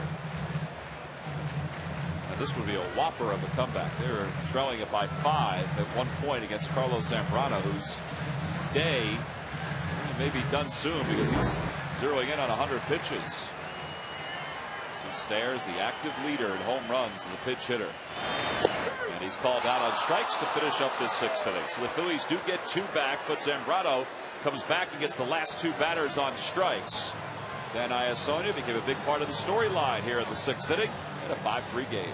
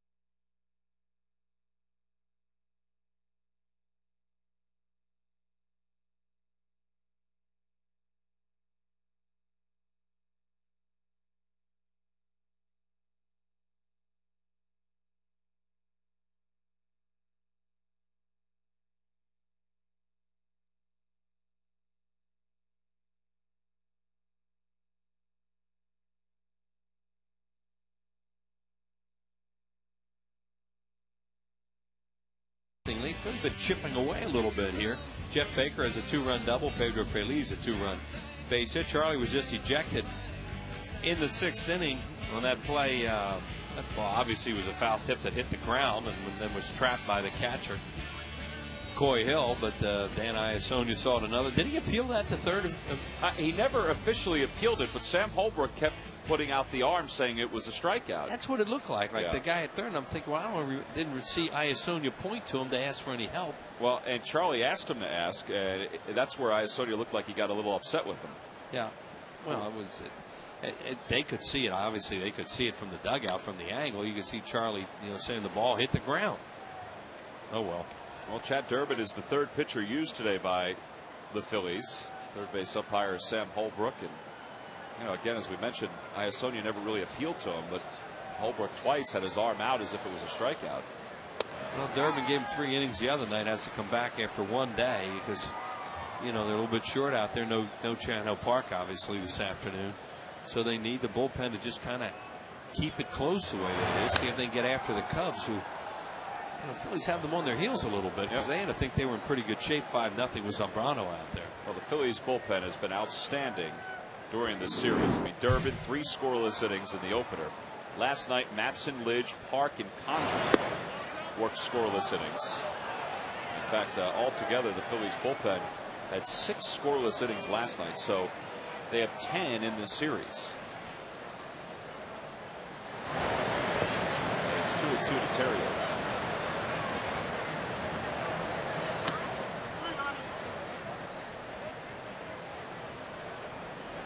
There's Joe Blanton, who was so good in yesterday's game, 7 strong innings.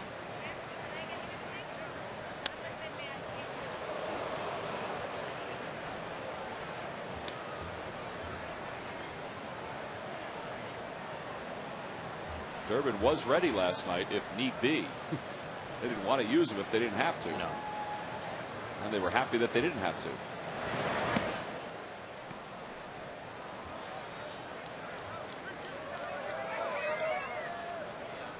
He had a lot of room, a lot of wiggle room in the opener, but still, they pitched 3 scoreless, so the rest of the bullpen didn't need to be burdened. Well, that was the key to that night, that they didn't have to use anybody else in a blowout game.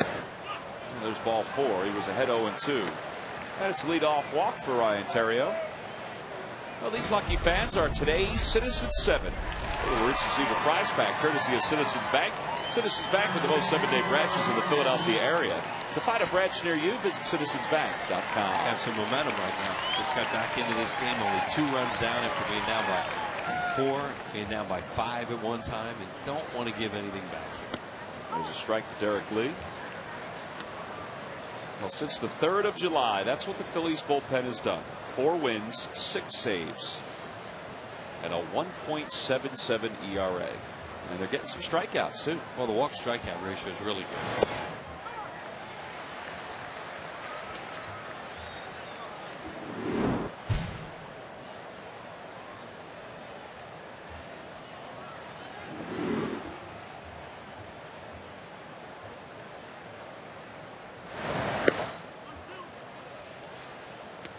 Can't command that 0-2 pitch, the 2-strike pitch, at least to the first couple of hitters. The key to 0-2 pitch is to get it close enough to the plate that looks like a strike, so they'll chase it, and they're not that close. Got him. Oh, they got Terrio at first. Oh, he got his hand under the tag. Ryan Howard swiped the tag, and he must have swiped it right past Ryan Terrio. Boy, he was dead to rights over there. He was leaning.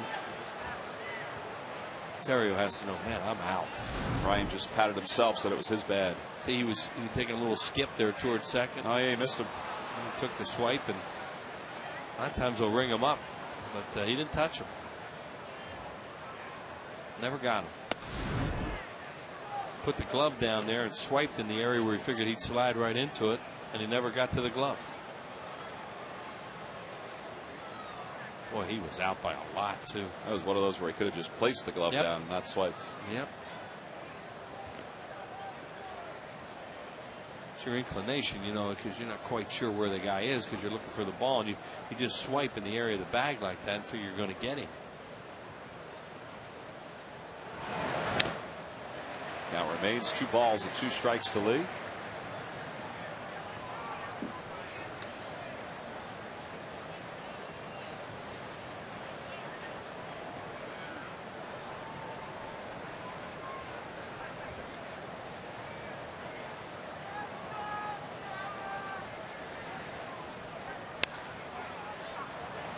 That one may find the seats, and it will.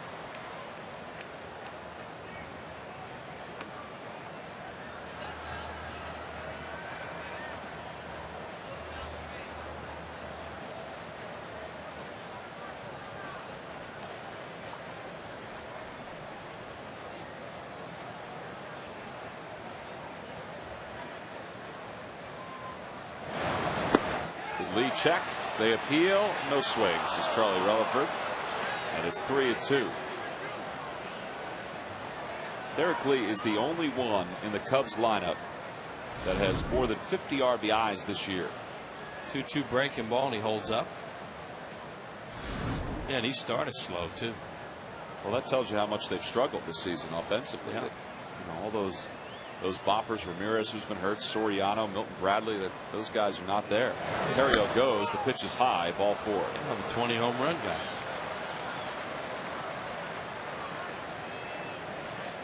Oh, if you're 30 years old or older, here's your chance of a lifetime. You go to Phillies Fantasy Camp January 20th through the 24th of next year. You get a Phillies uniform, a game versus the Legends at Bright House Field. You can call 610-520-3400. Hurry, space is limited. A whole bunch of former Phils like Mitch Williams, John Kruk, Greg Lozinski, and the commissioner, Larry Anderson, will be on hand for Phillies Fantasy Camp from the 20th of January till the 24th. Again, call 610-520-3400 for more information. Sarge will be awfully proud of that gentleman right there. Yeah. I think he may have taken that right out of Sarge's collection. It looks like. 2 on, nobody out. Aramis Ramirez, the batter. And he slices one to right center field, and the Cubs are going to get at least one back, if not two. Terrio's going to score easily. Here comes Lee around third. He's heading home, and the Cubs lead it 7-3. Yeah, that really kills you. You know, after you stage a comeback like that and you go walk, double, 2 given back right away. That's just such a momentum swing.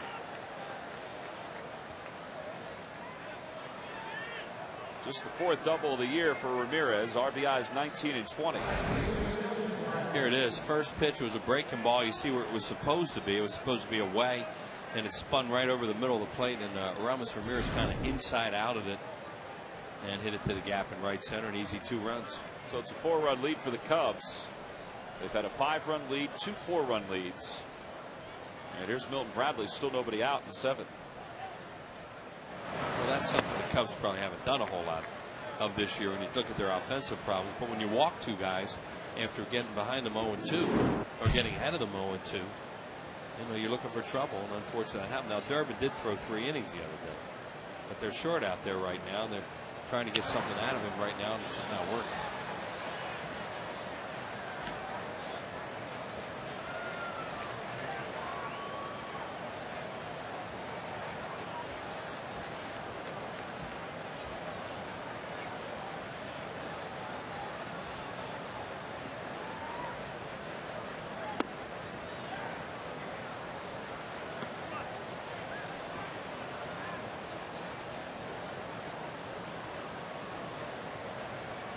Milton Bradley is 2 for 3 today. He's got 2 singles, an RBI, a run scored for the Cubs. Durbin just trying to get an out, and instead he's falling behind 3-1. And he did have Terrio picked off at first base in his defense, and then Ryan Howard missed the tags. Phillies been playing a lot of really good, clean games lately. Today's not one of them. Ball 4, 3rd walk of the inning by Chad. And runners on 1st and 2nd. Scott Ayers is up and loosening. Rich Doobie's coming out to the mound. You wonder with Charlie being ejected from this game if Doobs is going to be the guy that's going to make the pitching changes. Absolutely. Unless Charlie sends some word down from his office on what they want to do. But yeah, he really has a lot of respect for Rich Doobie and the way he handles things, and you know, would leave a lot of that up to him at this point. Looks like it's going to keep him in here to face Alfonso Soriano.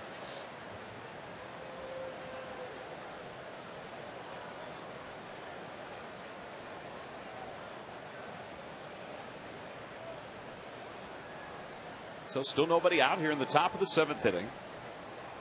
With 2 runs. There's Pete McCannon, who is in charge right now. He's the Phillies bench coach. When Charlie was ejected, he gave the lineup card over to Pete.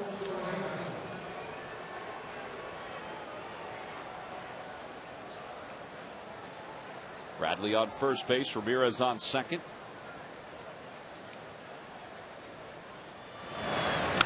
Line drive past Pedro Feliz into left field. It's a base hit, and Ramirez will stop at third. The bases are now loaded. And Soriano has 2 hits today. That's now 10 hits for the Cubs.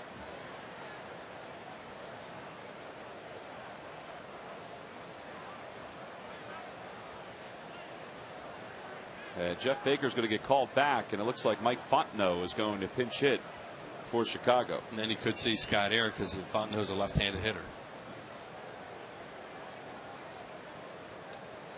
There's Fontenot. So he has just been introduced to the home plate umpire, Dan Iasonia.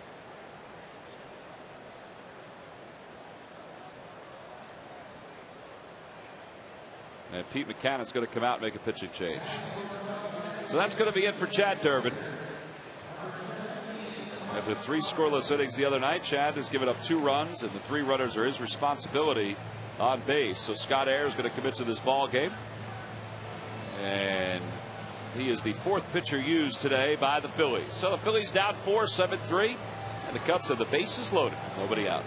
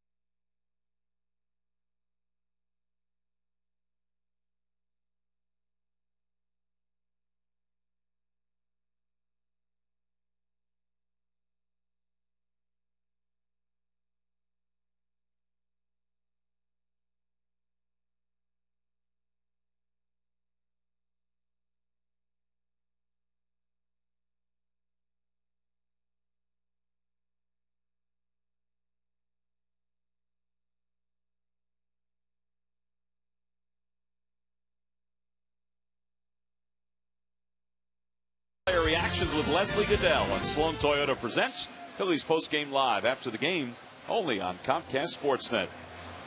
And we saw Murph and Ricky Vitalico online earlier, and they are doing the Friday Night Fever interaction with the fans for today's ball game.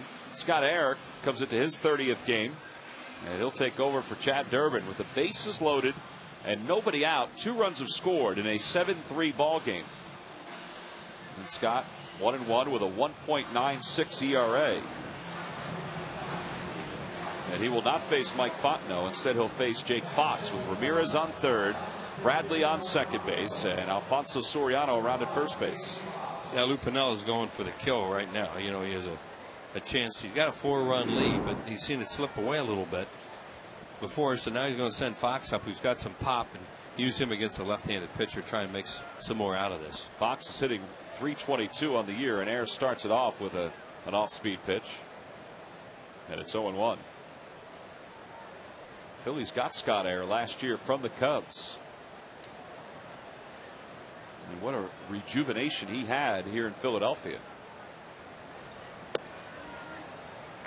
Kind of thought that he would be Lou Piniella's kind of guy, somewhat of a free spirit, doesn't seem to bother anybody, and he just, you know, had a couple bad outings for them, was banged up, was on the DL, and fell into Lou's doghouse. That's not a good doghouse. Infield is now in halfway. A nice play by Bacco to keep that ball around the plate. It's 2-1.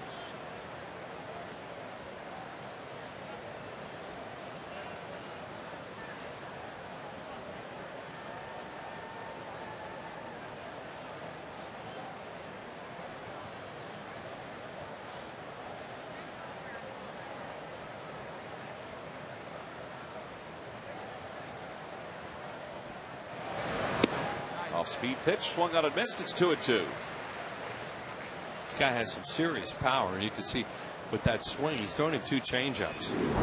With that swing, he's trying to hit a fastball on every pitch, and he's trying to hit it out of the ballpark. See, a minimum of 10 at bats. He has the 2nd best average as a pinch hitter in the National League behind Seth Smith of Colorado.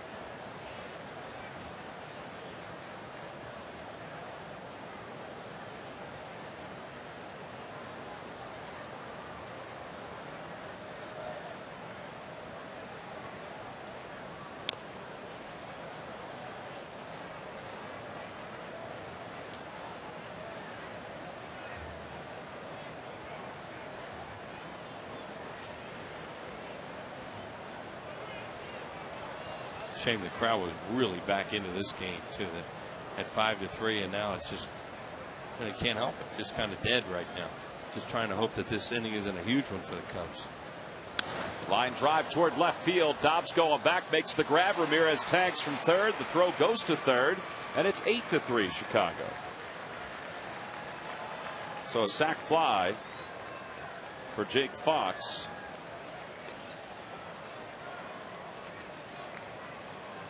And he's got some friends who have made their way here to Philadelphia to watch this ball game.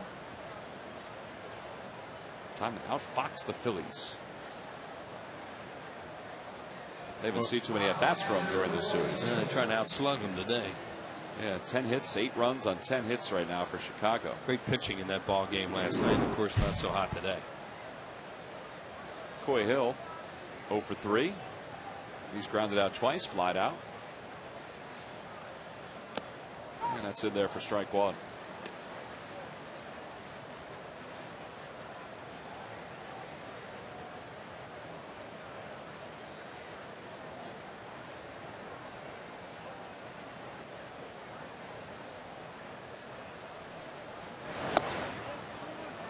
One and one the count. Well, since before the All-Star break, things have been flowing so well for the Phillies that, you know, even down 5, you kind of get the feeling that if they can spark the offense again, they can get back within reach in this one. I mean, this is the way this team has played this year. But they need to keep getting some outs here. Yeah. Yeah, the problem is you get into a game on a day like this, it's hot, everything's moving real slow, it's lethargic. And when you get your momentum swing, you really need to keep it that way. And unfortunately, it's gone the other way in this half inning, and they have to try and get it back again. Phillies have 26 come from behind victories this year, which is first in the National League.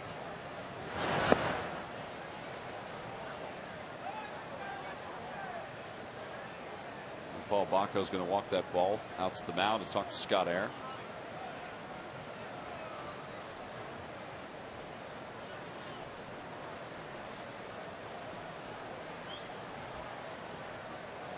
Just trying to keep yourself cool any way you can on this slow day.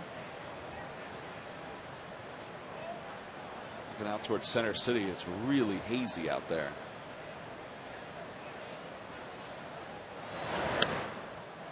And Hill stays alive. 2 balls and 2 strikes to count to him.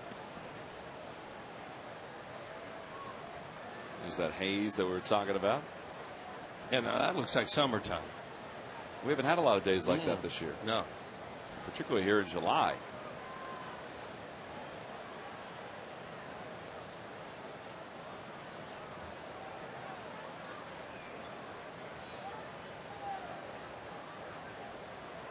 Three and 2 the count.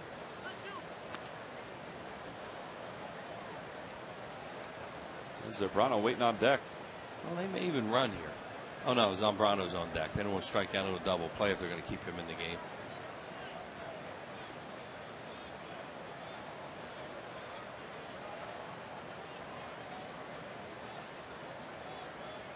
Line drive caught by Phillies, fires high to second base, and they'll just get one. 2 outs though, and the pitcher's spot is due up. Zambrano hasn't seen a lot of pitches today. He is 0 for 3. He's grounded out twice. He's also popped out. Here comes that baby right at Pedro Feliz. Thinking about double play there, but kind of had to throw it over the top of Milton Bradley. Yeah, Milton Bradley, you know, it was good base running. He didn't wander off that far. Plays right in front of him. You should never get doubled on a play like that. We're talking about Zambrano with his 19 career home runs.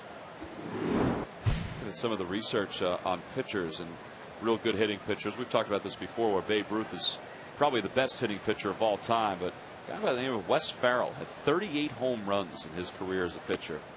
And he played his entire career as a pitcher. Right.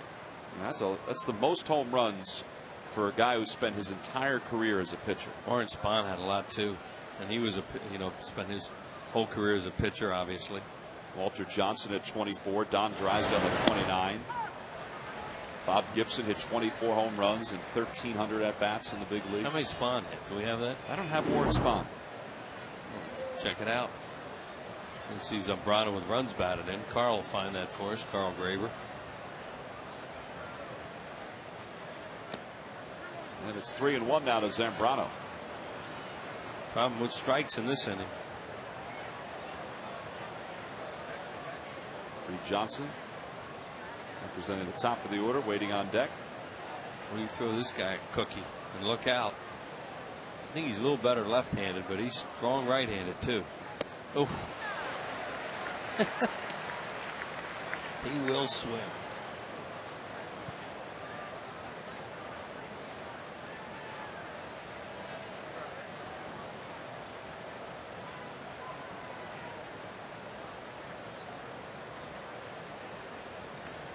Runners go. Pitches swung on. Missed it. He's down on strikes, so the inning is over. But the Cubs do get 3 runs. 3 more for Carlos Zambrano.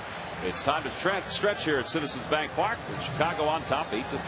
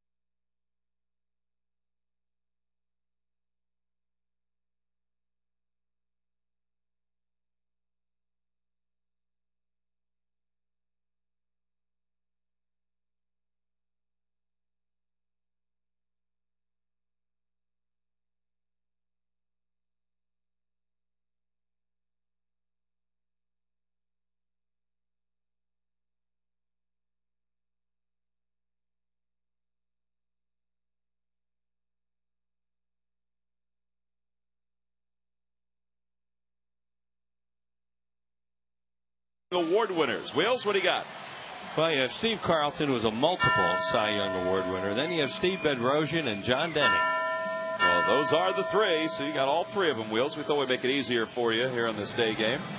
You can log back on to Phillies.com to find out if you're the winner of Phillies prize pack. Think I didn't get any sleep or something? Thanks for playing. Dodged up the fans. I know that there are a lot of folks that didn't get a whole lot of sleep after last night's 13-inning ball game. It's a quick night. Andres Blanco comes into the ball game to play second base for Chicago. Mike Fontenot and then Jake Fox were inserted into the ball game. Zambrano's going to keep sucking up innings for them here. Big, strong guy like this. There he gets an out on 1 pitch. And that's 101, I think. So Jimmy's retired for the first out here in the home 7th inning. Talking about those pitchers hitting home runs, I mentioned Warren Spondy. I knew he had a lot. 35 home runs during his career. 194 career batting average. Well, that's one that I didn't see on that list. This is a guy who won his first game when he was 27 years old, I believe, and is the winningest left-handed pitcher in baseball history and hit 35 homers. What an amazing career for Warren Spahn. I think, as we've said too, he wasn't a big guy at all. No. Screwball. He used to throw a screwball and especially the right-handed hitters, and he was just a tremendous pitcher. Great athlete. 1-1 the count to Shane Victorino. That is a lot of home runs, though. You think about it, as fans, as baseball fans, you watch these different guys like Micah Owings and Carlos Zambrano and Jason Marquis, and you sit there and say, well, these guys are really good hitting pitchers. And Zambrano leads the way in the power numbers with 19 home runs, but that's half of what Wes Farrell had, and short of half of what, or a little more than half of what Warren Spahn had. Yeah. On the hands, that's going to loop it to right field for a base hit for Victorino. That's his second hit of the day. I figure Phillies can get 1 or 2 back here. Sean Marshall's up and loosening in the pen. But it's not going to be on Carlos Zambrano's day. Is over now with all these left-handed hitters out there, and Marshall's ready. But you watch Zambrano, you know, this guy has a lot of expression, a lot of personality, a lot of emotion. You always know what's going on with Zambrano. Well, Lou Piniella is going to stay with him. I thought maybe he's going to give him one more hitter. And there goes Lou with that trademark walk. He has always looked like his feet are on fire. Short strides. Yeah, well, he's still a ways away from the tying run. And Marshall just got up. So he decided not to make the change right away. But he probably told Zambrano how many hitters he has. With Victorino on first. Here's Chase, who's 0 for 3. He has struck out 3 times. Second time this year. He has struck out 3 times in a game. Last time was against the Red Sox on June 12th. And he lines one toward right field. Milton Bradley makes the sliding grab. I didn't think he was going to make that grab the way he was heading after that baseball. 2 outs. He has a lot of trouble in that sun at Wrigley Field. And he's not the first right fielder that had a lot of trouble there. He got Lou Brock traded to the Cardinals. But there he goes with a 4-run lead. He went all out for it. I mean, that ball is definitely catchable.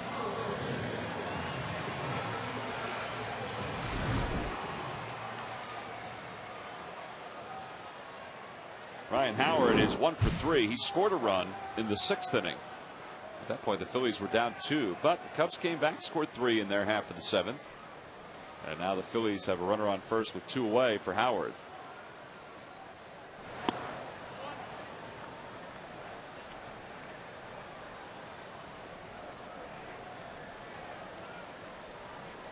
Ryan with 59 runs scored, and when he reaches 60, he will be the 4th Philly hitter, maybe the 5th Philly hitter, to reach 60 runs scored on the season. I'm sorry, no, he would be the 4th. Ibanez is at 58. Man, I mean, that's just unbelievable. A lot of runs. And then Raul's at 58. And J-Roll's at 56 runs scored. Well, all you hear all over Major League Baseball is all these teams that have offensive problems, and certainly not the Phillies' case. Their problems, if they have any, well, of course, all teams have problems, but the thing you look at them is their pitching and whether it'll hold up the way it's presently constituted.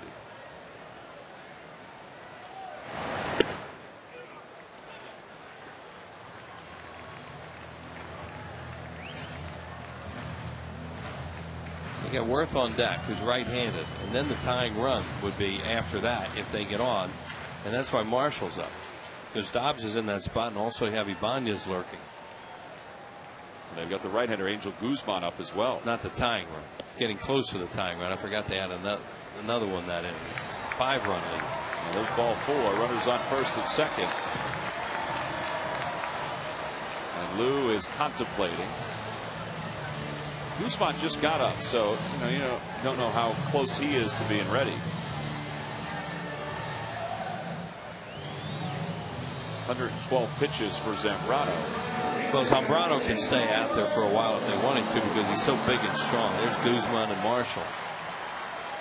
And I'm sure when Lou went out there, he kind of talked to him about how much further he was going to go as far as hitters.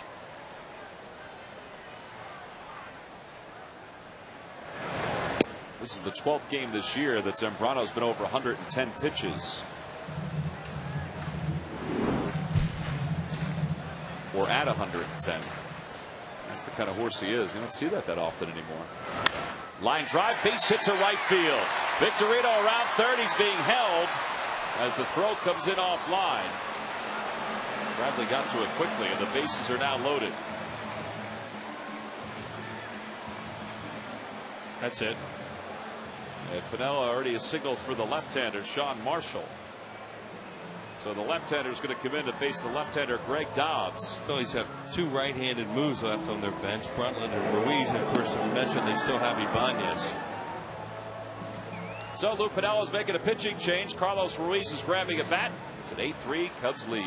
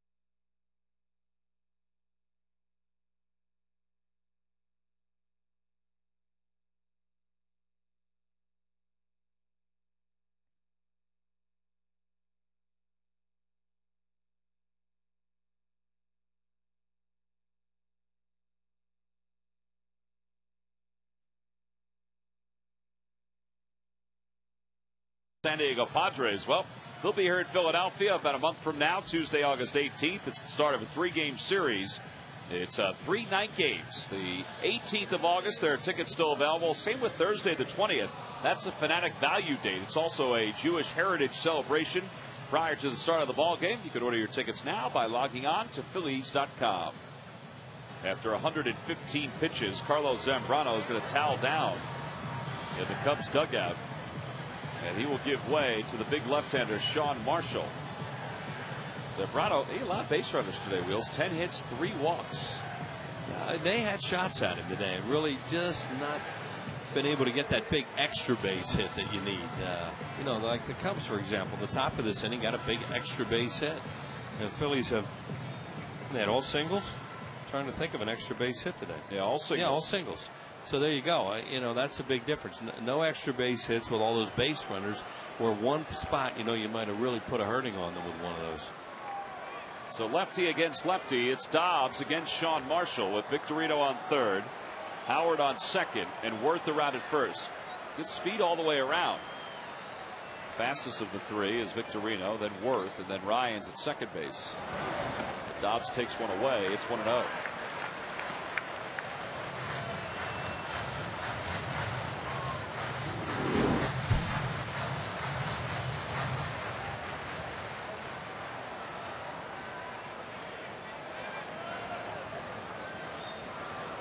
Dobbs today is singled. He's also grounded as short as you saw, and he's struck out looking.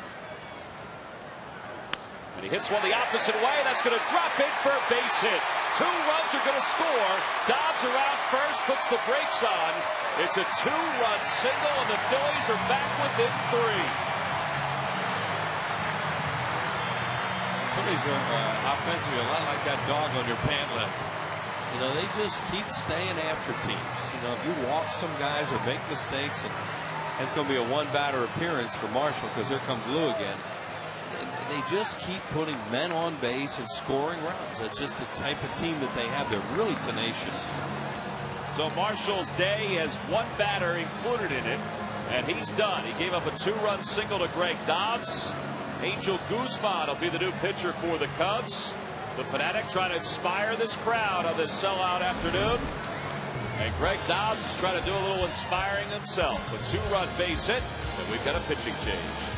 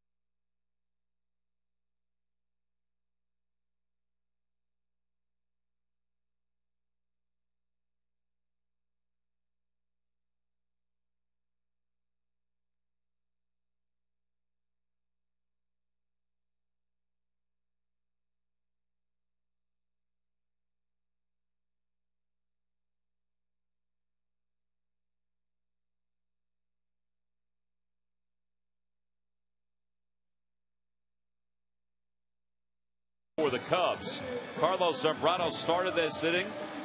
He's charged with 2 runs so far. Sean Marshall allowed the 2-run base hit to Greg Dobbs, and now Guzman will come on to face Pedro Feliz. This is his 36th game.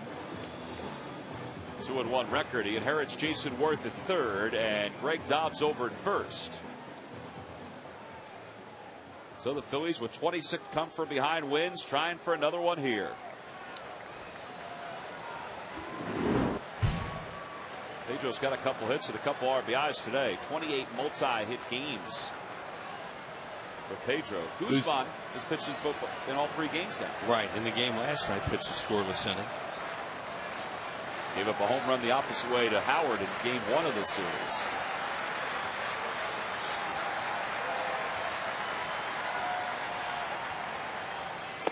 Pedro takes one low. It's 1 ball and no strikes. Fastball slider guy, 92 to 95. That's pretty good. He's only allowed 2 runners to score this year in the 12 that he's inherited. He's got 2 more here.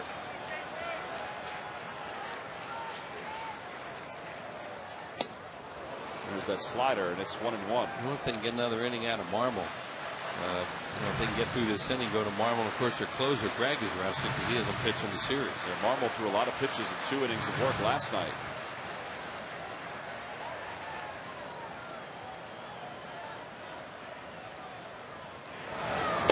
Well, that's a pitch to hit right there. Fastball, looked like a middle in, and he took it. Now this guy can get after you with that slider. Now he's ahead.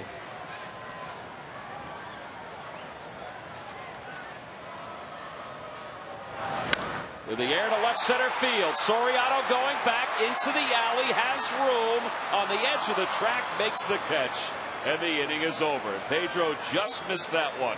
The Phillies scored 2. The line is done on Zambrano, and there still is hope. Anguish too, but hope as we go to the 8th.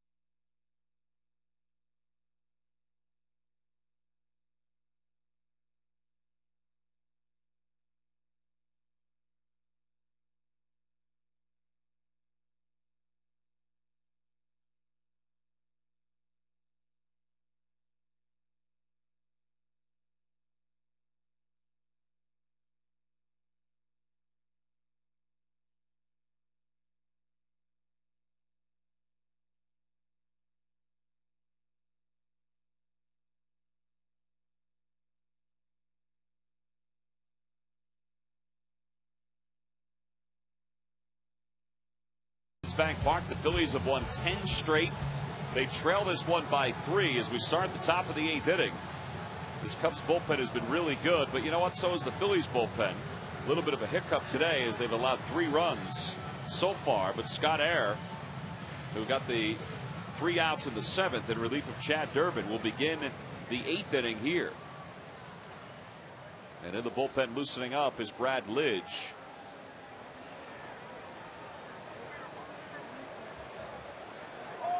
There's Brad.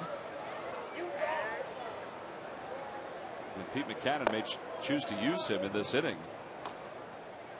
if Air runs into a little bit of trouble. Reed Johnson leads it off. He's 0 for 3. And it's 1 ball and no strikes.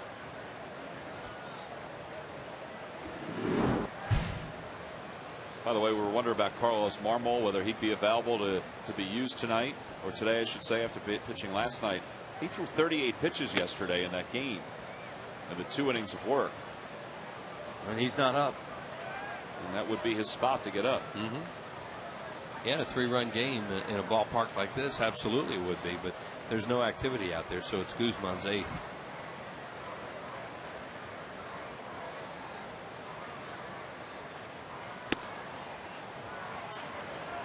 Three 3-0 the count.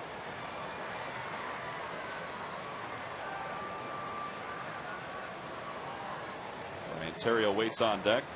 He's been a problem today.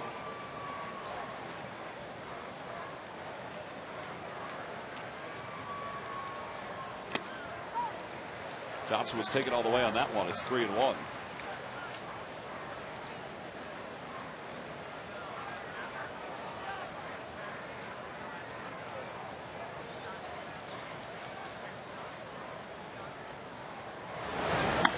Line drive right at Chase. One away here in the 8th inning. Mentioned how good this Phillies bullpen has been, even beyond this 10-game winning streak. You know, the Phillies have won 14 of their last 16 games. And during that span, the bullpen has an ERA of 2.31. You know, the Phillies as a team have the best record in baseball in July. And, you know, the starters and that pen have been a big reason why. Because they're always going to score runs. Case in point today, I mean, they've scored 5 and, you know, still have 2 more hacks up against the Cubs. Yeah, and they caught a run against some weaker opponents too, and they did a good job of doing what you have to do if you're a better team, which they did not necessarily do earlier in the year. 1-1 the count to Terrio. Cubs are a good team. Cubs have a lot of talent. They're just, I don't know. I saw that quote you had on there from Lou Pinella about the chemistry. Yeah, there's something. There's a spark not there right now. Because they have talented players, a lot of talented players, and they have a really good pitching staff. There's one of the real talented players, and Derek Lee.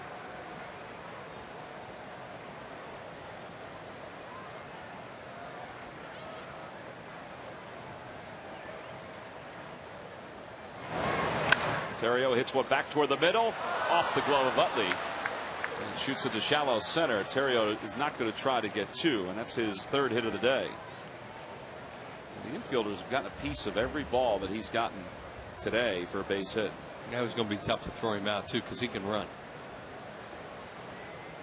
Good communication by Jimmy Rollins and Utley too. See, he gets a piece of this right here, and then Jimmy immediately points to second base to tell Utley, you go there, I'll go get the ball. Make sure they don't leave second base unattended.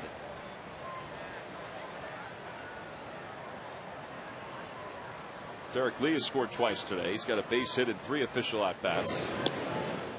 Terrio has stolen 2 bags already this afternoon, so they'll keep an eye on him.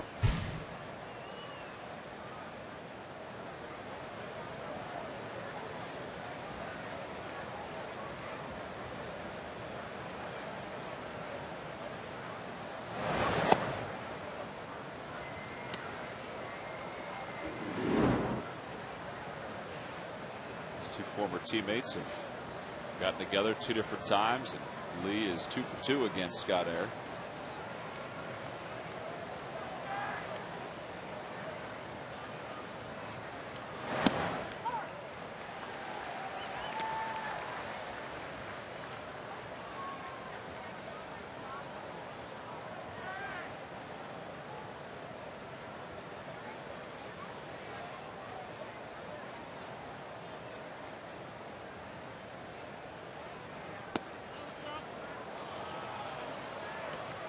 Just missed.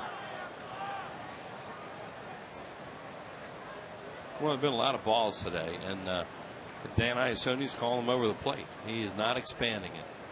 So as a result, you get one of these kind of games sometimes. Runner goes. Pitch is taken outside. Throw to second is not in time. That's the 3rd stolen base for Terrio. He has 13 stolen bases this year. And a runner in scoring position. And it's 3-1 to Derek Lee.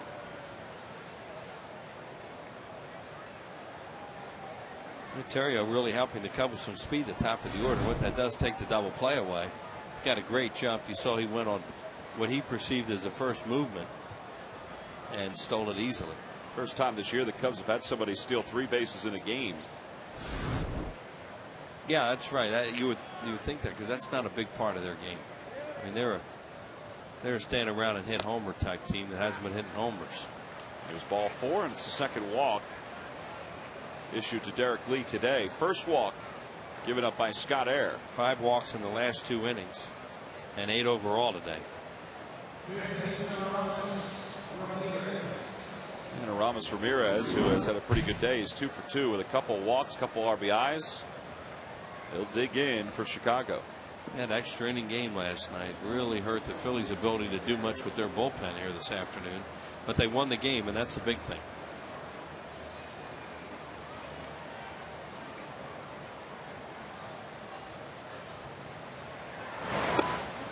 Air had to give Terrio 2-3 looks that time because he's really dancing off second base like he was thinking about running there if they forgot about him.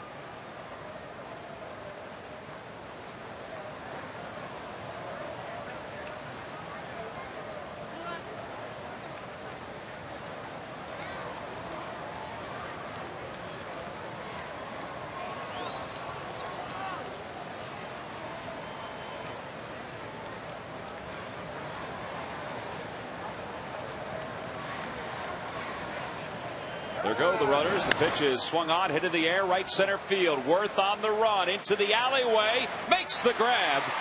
The runners scamper back. That ball hung up there, but Jason did a nice job closing on that one. And there are 2 away. Didn't know if it was going to hang up there for him. Yeah. Luckily, it was a right-handed batter. Maybe it was slicing back a little bit to him, but it had a lot of altitude. Funny, he looked like he had it all the way, and then you're starting to wonder there because he's coasting now. He's coasting for it quite a bit, and now he throws back in. As it looked like they were trying to steal the bags there, and Ramirez liked the pitch and swung at it.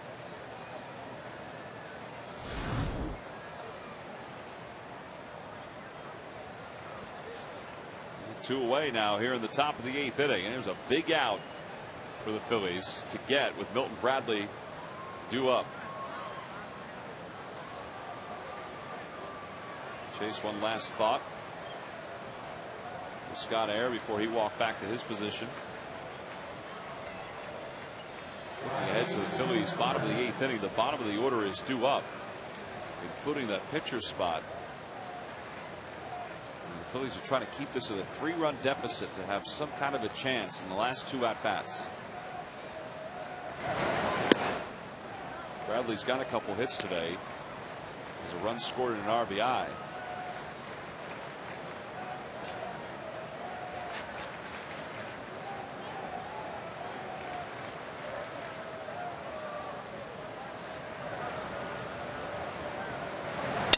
Wakes his bat, roller to the left side. J-Roll has it, long throw, and the inning is over. So Air does a nice job getting out of trouble here in the top of the 8th inning. Keeps things alive for the Phillies as we go to the bottom of the 8th inning with Paul Bacco leading things off.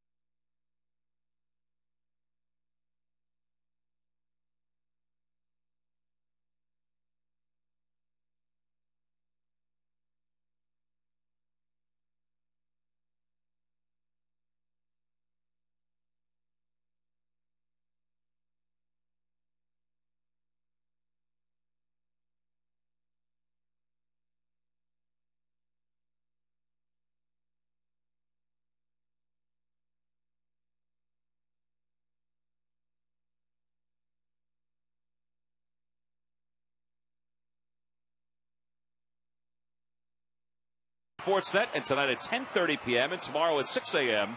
on the Comcast Network.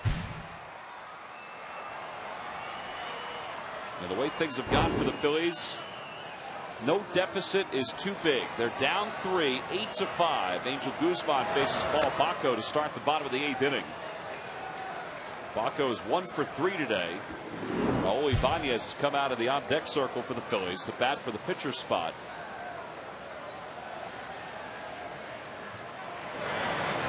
And it's 2-0 to Bacco. Here's Raul. Give it today off. Day game after the night game.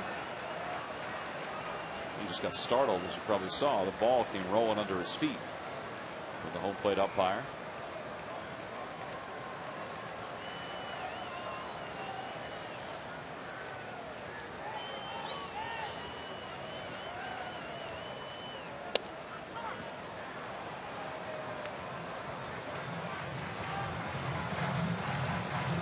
The fact that Guzman is in here in a 3-run game, I'll tell you that Marmol's not available today.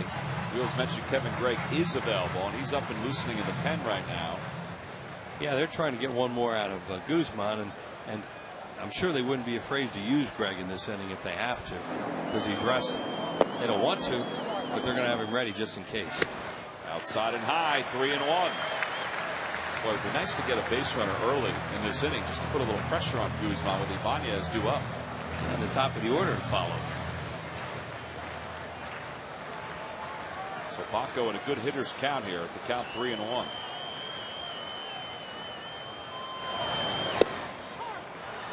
Well, he's doing his job, and that's to try and get on base any way you can down by 3 runs.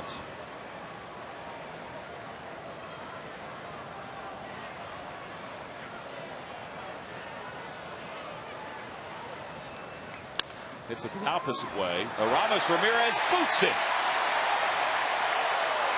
He doesn't make a whole lot of errors, and that was as easy as a play as he's going to get. He not only booted it, he either kicked it or slapped it away, because once it popped out of his glove, he had plenty of time to throw Bacco out. And they'll have to see what he did with it, because it shot away from him. Well, each team now has committed 2 errors. Here it is. Right off the glove, and then what did he do? Kicked it. He really booted it. Yeah, he booted it big time. So a base runner for the Phillies here in the bottom of the 8th inning. Here's Raul. Overall hitting .310. Just 13 hits though as a pinch hitter. In 85 career at-bats, 1 homer. Phillies are just looking for some more base runners here. Right, because they're coming with the top of the order, and there is no left-handed pitcher available. They've used Marshall up.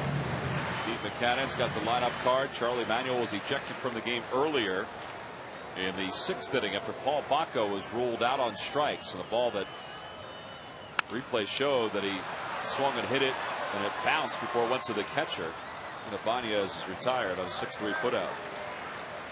And Bacco's up to second.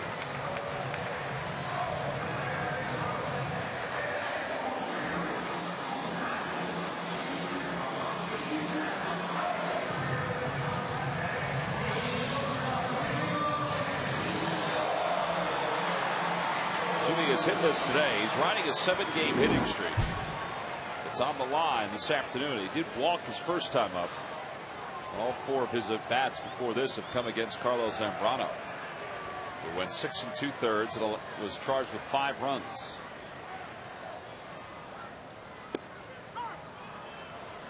And they are deep all the way around, which should give Bacco a chance to score. Oh yeah, they don't care about him, and if there's any chance of a play, they'll just Stan Corazzo just stop him at 3rd.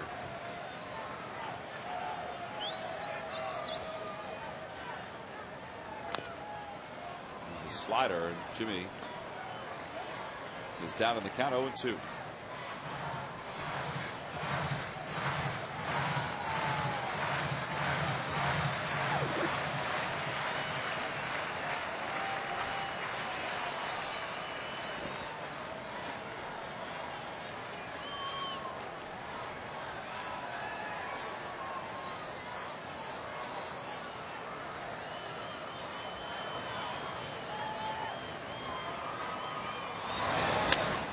pulls it toward first. Big hop for Derek Lee. 2 outs. Over to third goes Baco. On the Toyota Major League scoreboard, Marlins have taken a 1-0 lead over the Padres on Jeremy Hermita's first inning home run. Marlins came into play today 7 games behind the Phillies in the division. They've won 2 straight. The Braves have won 3 straight. The Phillies, though, have won 10 straight. The Padres change that from a night game to a day game to travel here for the makeup tomorrow. Braves, meanwhile, will host San Francisco again. It'll be Tim Lincecum tonight against Jair Jurgens. That's a good matchup.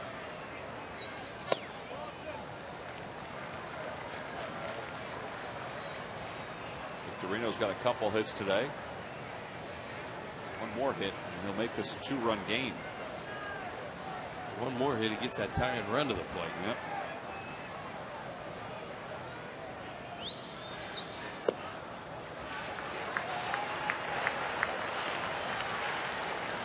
Chase Utley's had a tough series. 0 for 6 last night, 0 for 4 today with 3 punch-outs. So he's due. Lou Piniella doesn't have a left-hander in the bullpen. Steve Buchanan doesn't have too many guys left, but the heart of the lineup is due up.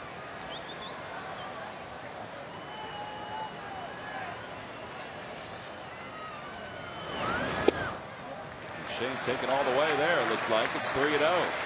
He'll take another one here because they want to get him on for the tying run.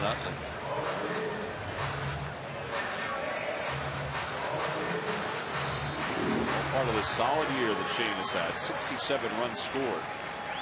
Second in the league in that category. And there's ball 4. The tying run is coming to the plate. Lou Piniella, he may not have Guzman face Chase, and maybe Kevin Gregg, who does the facing. He's going to have to make a double switch. It looks like he's going to bring Gregg into the game here in the 8th inning. Right. And you know, that's why he had him up in case there was a problem. So they've already signaled to the bullpen. Kevin Gregg is coming in. And Milton Bradley is coming out. So Lou is making a double switch. The Phillies have the tying run coming up here at the bottom of the 8th inning.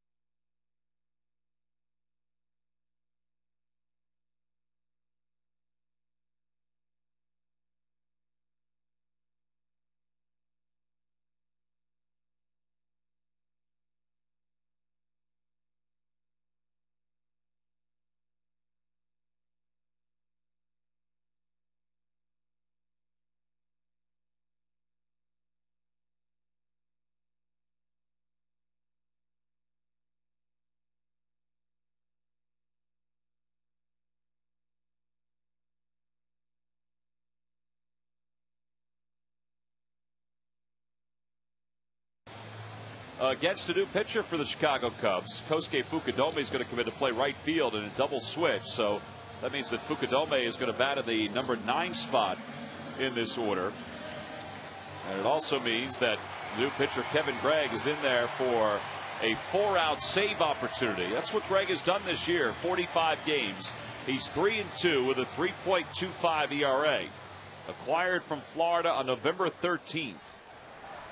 Left-handed hitter's just 179 against him. He's a fastball, breaking ball, split finger pitcher, and he's a new pitcher in the game for the Cubs, but not an unfamiliar face to the Phillies. You saw him a lot with the Marlins. Yeah, Chase is 1 for 5 against him for his career. And he is 0 for 4 today with 3 strikeouts. 0 for 6 last night in that ball game. And the first pitch on the outside corner, and it's 0-1. Chase was 1 for 4 in game 1 of this series. He's got Baco on third, Victorino on second. Excuse me, on first base. That's wishful thinking to get him on second. Yeah.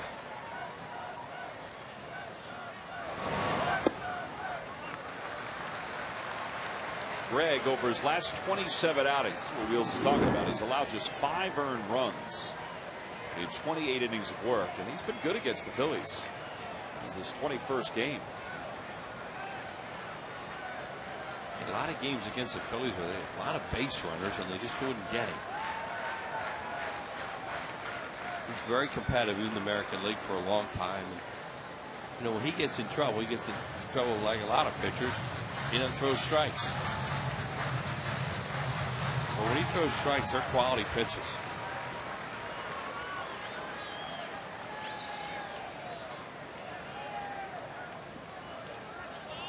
Little fake to third, look over at first.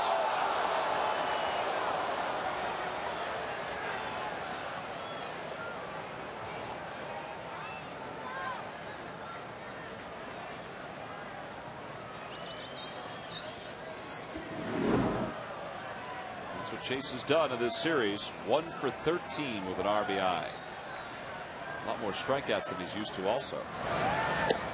And it's 2 balls and 1 strike.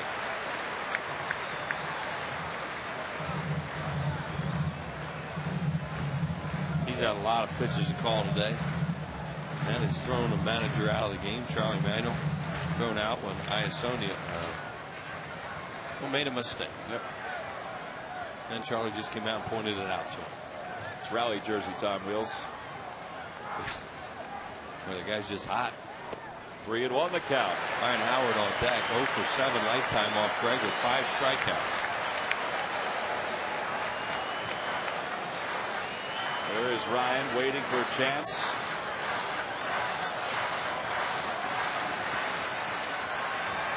He's had some flair for dramatics this year.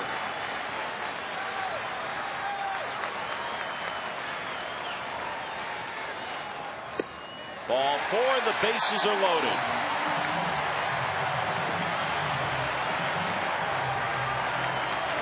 Well, the way this game's been going, and so many times the Phillies look like they were dead today. You can't get a better opportunity than this. Tying run is on first. Good job by Chase Utley. That pitch was outside, but it was called a strike. Then he started throwing. Then he threw a split and some fastballs away. Another fastball. Another one. Finally walking. And now the bases are loaded for Howard. Baco's on third. Victorino's on second. And around at first is Chase Utley. And Ryan Howard is the batter. 1 for 3 today as Wheels said 0 for 7 against Greg. And the youngsters could only hope. Fans are to their feet here in the 8th. Oh boy. That's it for strike 1. It's 0-1. To a breaking ball, looked like.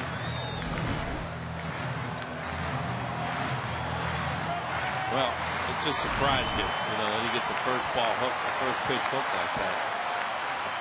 Got another hook, and it's 1 ball and 1 strike. Well, they've had a lot of success with Ryan Howard in this series with off-speed stuff and then going up the ladder with fastballs to get him out.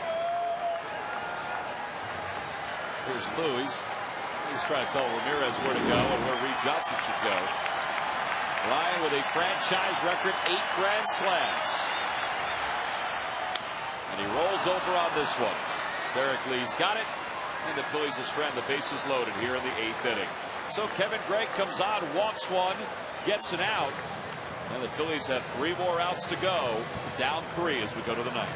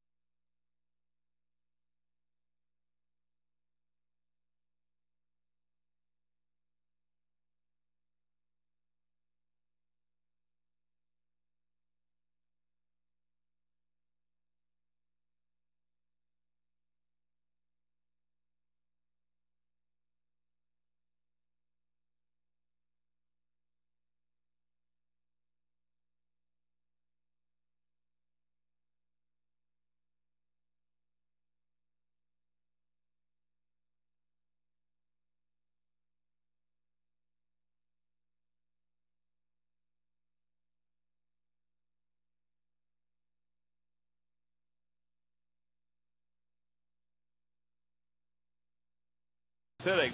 They've stranded 11 runners on base in today's ball game, and now Brad Lidge will come on here in the top of the ninth, try to keep this at a 3-run deficit, give the offense one last chance against Cubs closer Kevin Gregg.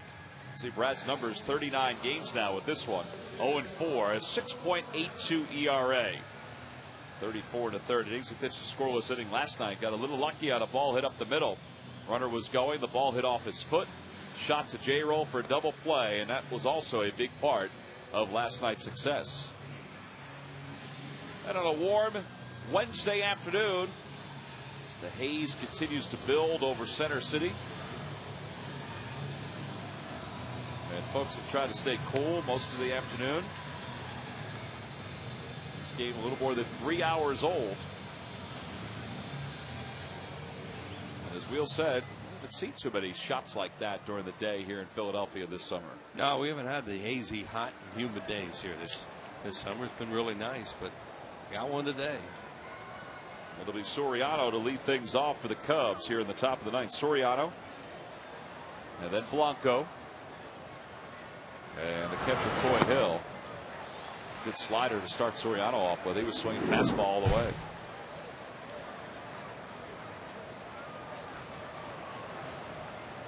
Phillies during this winning streak have not squandered too many opportunities offensively, but they've had 11 runners left on base today. That's a lot. Still no extra base hits. And many situations today where an extra base hit would have really changed the complexion of this game. And they're one of the best teams in the league at doing that, and they haven't been able to do it today. 1 ball, 2 strikes the count to Soriano. Hard to catch up to somebody who's ahead of you with 8 runs with singles and walks and errors. It can be done, obviously, but it's tough.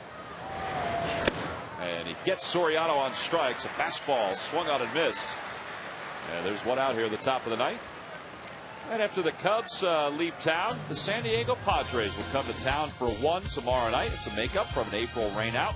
Cardinals are in town this weekend, 2 day games and a night game. Then the Phillies hit the road. They're in Arizona beginning Monday the 27th for 3. And then to San Francisco. We're already in the back end of July. When we wind down that series against San Francisco, we'll be in the month of August. Andres Blanco is hit by a pitch. Brad Lidge is saying that he wants to appeal to see if that's a swing. And Sam Holbrook is saying no. Yeah. First off, Holbrook said he had hit him, and then I assume you wanted to know, well, did he swing at it? He said no. So a base runner for the Cubs. Blanco being tended to. By the time Lou Piniella gets out there, Blanco is probably going to be standing up straight and going to first. Here it is. And it hits him on the arm near the elbow, and he did not appear to swing at that. Take a look. Nope.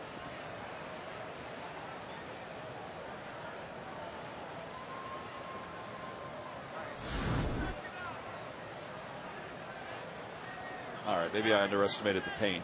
He get hit pretty hard. I mean, Lidge hits you, and it's up near the elbow like that. You might not be feeling those fingers for a while. That could have been a crazy bone shot. So the Cubs have a base runner here at the top of the ninth.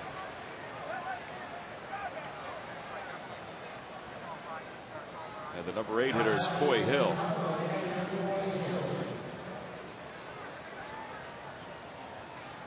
Lou's taking a little stroll back to the dugout. He's also throwing out some signs to Mike Quaddy while he's going back. Remember earlier this year where folks were timing Emilio Bonifacio from Florida on his inside the park home run? He should time Lou. How long it takes him to get back from a spot. I've seen him walking around in Chicago, and he doesn't walk like that. He just does that on the baseball field.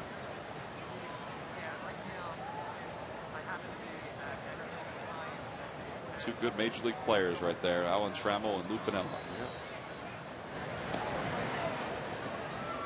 Both world champions. Piniella with the Yankees, Trammell with the Tigers. Here's Alan Trammell, managed the Detroit Tigers before Jim Leyland took over.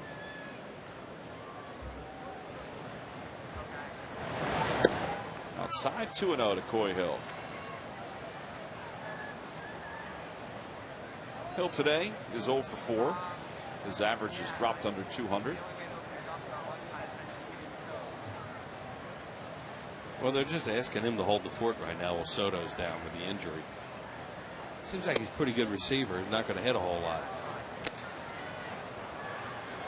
Phillies haven't stolen a base against him this series.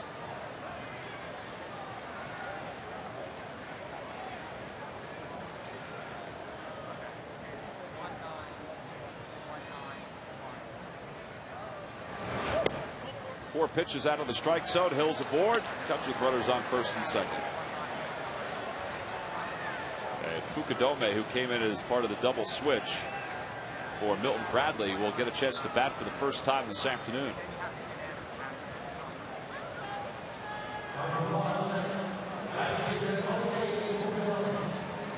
Cubs have brought in Fukudome's hitting coach from Japan. And he's riding a 5-game hitting streak. They're trying to keep him consistent. Lou Piniella said he had no problem with it at all. Apparently Fukudome said that's the guy that helped him adjust coming into this year, and he pulls one right into right field, a base hit. Blanco's being held at third as Wirtz's throw comes in on one hop. And now the bases are loaded here in the top of the 9th inning. It's a 6-game hitting streak for Fukudome.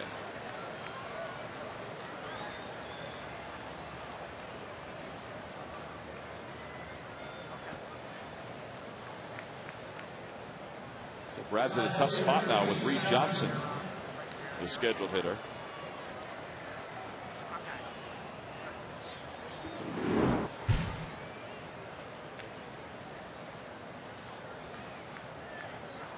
Phillies will set up to try to turn 2 and get out of this inning.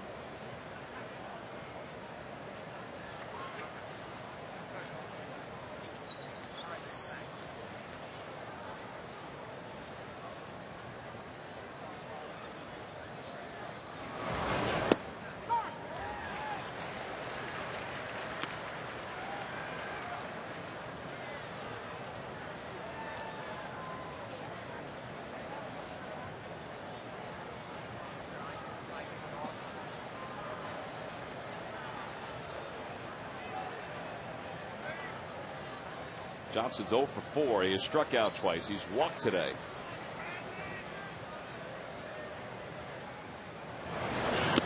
Boy, 2 good sliders from Brad, and the count's 0 balls and 2 strikes.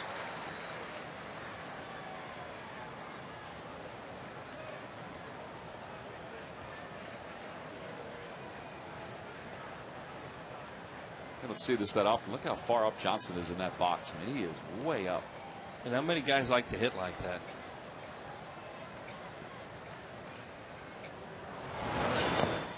Sometimes you see guys over the years that get up there against a left hand, like a Randy Jones, who was threw that little sinker down and away to right-hand hitters. They try to get up there and get it quick. Knuckleballers. Most hitters like to stand in the back of the box and wait as long as they can. Lonnie Smith, who played here, was a young player and then had a good career. He used to stand in the front of the box like that. And he'd lead with his elbow, and he was fearless. He'd get hit a lot, but it didn't bother him. Opposite way, a little looper that's going to drop in for a base hit. Oh, Blanco got caught, but Jason didn't realize it. His throw goes to second, and the run scores. Blanco was heading back to the third base bag and was nearly there as Jason picked that ball up on one hop. It's an RBI single, and it's now 9-5. Yeah, this is, we mentioned how clean the games have been played lately, and one of the reasons why the Phillies are winning, and this one's really sloppy today. See, Blanco panics there, was headed back, and Jason Wirth throws to second. Well, who knows if he would have had him at the plate, but he may have had a shot at him. Well, he would have had a better shot than what happened. So the base is loaded, 4-run lead for the Cubs as that one is skied down the right field line. Wirth is over, and he runs out of room. And it's 0-1 the count to Ryan Theriot, who has been a real pain today. He has scored twice. He's been on base 4 times. And now Ryan Matson's up and loosening in the bullpen. Well, they didn't want to use Matson today, obviously, but they don't want Lids to be out there for too long. This doesn't improve a little. 0-2 the count to Terrio.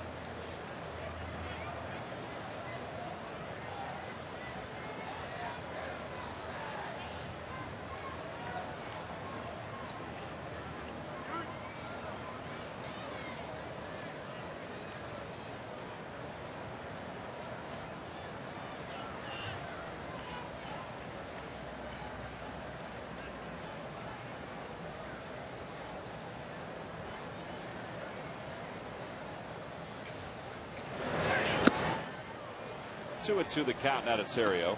Terrio today has reached on an infield single, a bunt single, his first time up. He shot one under the glove of Jimmy Rollins at the hole at shortstop, his third time up today. He's walked, and he shot one off the glove of Chase Utley his last time at the plate.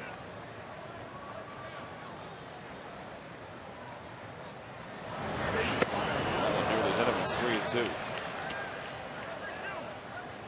Matson is ready, and you figure if Lidge winds up losing Terrio here,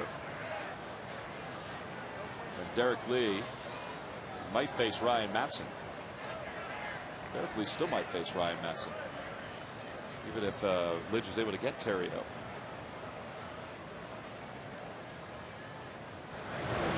And he got him on a slider. Terrio's down swinging. So Lidge has got 2 outs now. Bases that remain loaded. I mentioned last night Derek Lee has not had a whole lot of success against Brad. And he'll bat here with the Cubs on top 9-5.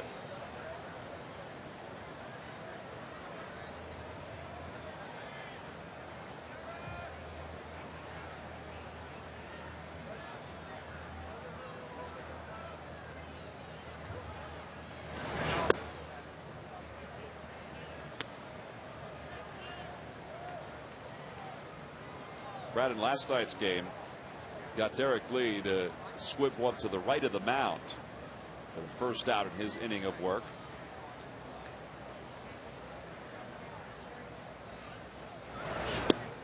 Outside 2-0.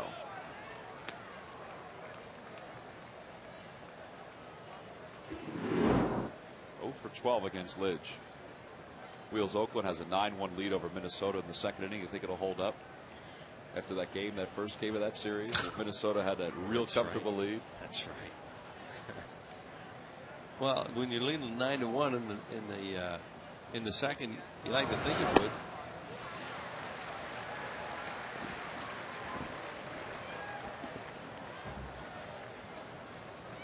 .23 pitches for Lidge, but he does have a strike on Derek Lee, trying to wiggle his way out of this and not have to use Madsen, although, you know, he's throwing out there is ready to come into a game. It's almost like you're using him.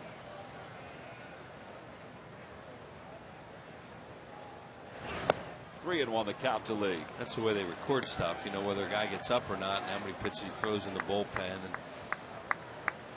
you know, those are the ideas they have on how much a guy has been used and whether they need to give him a rest once in a while. See these numbers with the bases loaded. Average not that great. 10 grand slams. Ball four, and he's going to force it a run. It's 10-5 Chicago.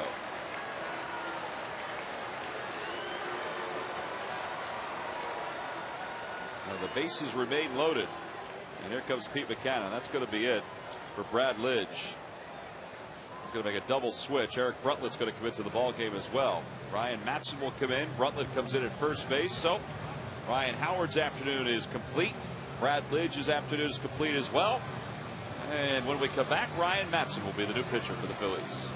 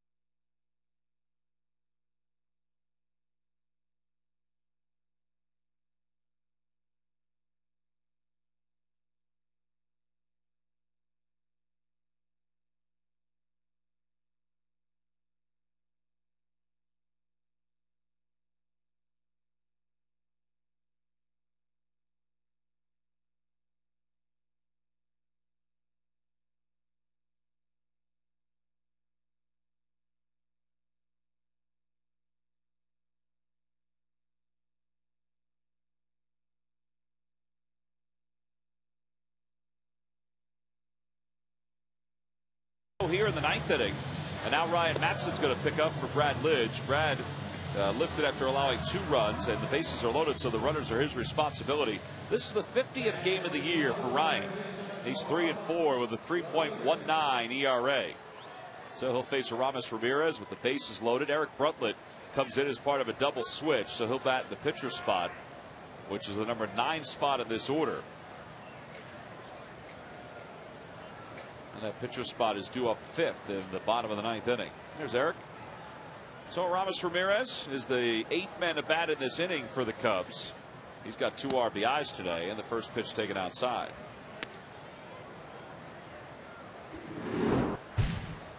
Phillies have already won this series, but they were trying to extend their winning streak to 11 straight. And the Cubs with the bases loaded. Fukudome's at 3rd. Johnson's at 2nd base. Derek Lee is over at 1st.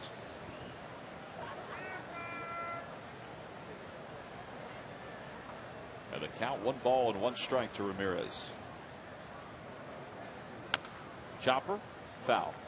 And Mike Quaddy, former manager in the Phillies system at AAA Scranton for a couple of years, tosses that one into the crowd. Can't do anything about that rain out. I mean, it's one of those things that happened, but back in April. But boy, would they like to have that day tomorrow, because his bullpen, just starting to get rested a little bit, and then the long game last night, and now this today. He lunges at that, pops it up to shallow right field. Utley is under it. He waits, and the inning is over. The Cubs, though, get 2 more last licks for the Phillies as we go to the bottom of the 9th inning. It'll be Jason Worth to lead things off.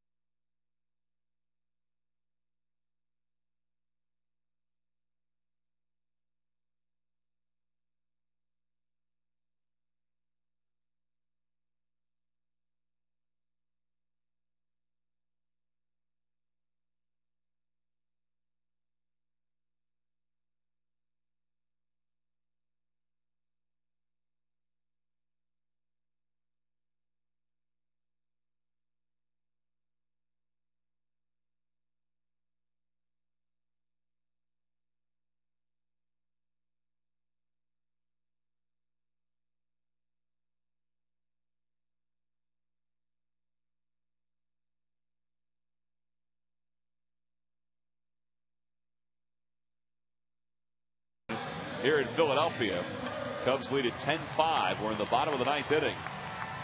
And it'll be Kevin Gregg to try to finish this off for Chicago. Gregg came on in the 8th inning, loaded up the bases, and they got Ryan Howard to ground out to finish off that 8th in an 8-5 game. But now his team has given him a couple more runs. It's 10-5. And Jason Worth will lead things off for the Phillies. Got a couple hits today. 2 for 3 with a walk.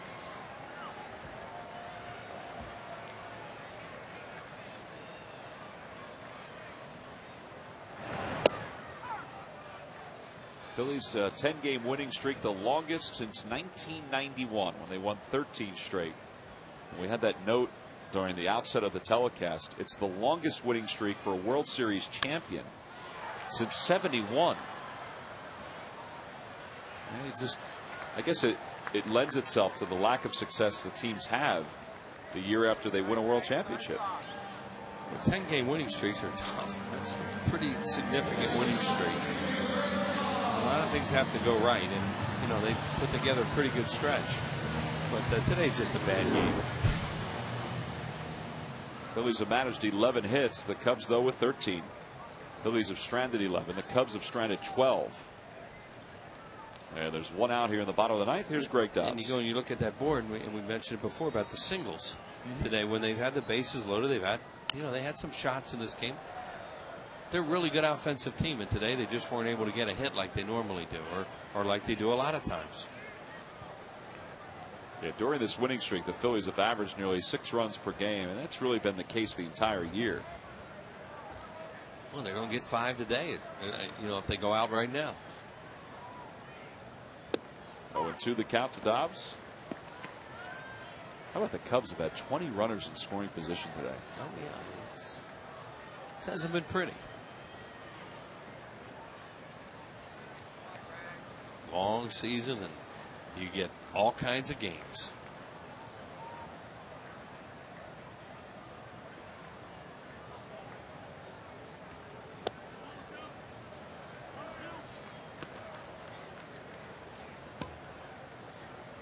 I should say 20 runners in scoring position, 20 opportunities with runners in scoring position.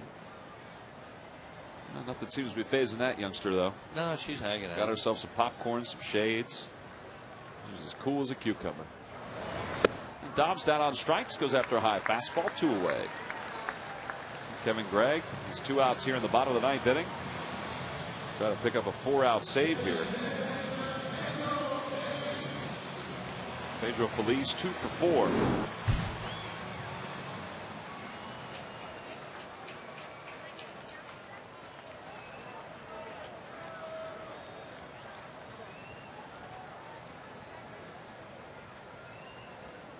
Takes a breaking ball in at the knees for strike 1. Carlos Zambrano started this one for the Cubs. He allowed 10 hits over 6 2/3. Jamie Moyer started for the Phillies. He allowed 8 hits over 5 innings.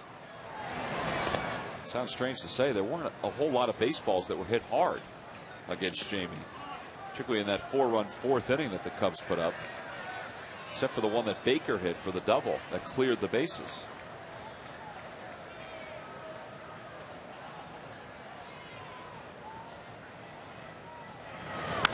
In the air to left field.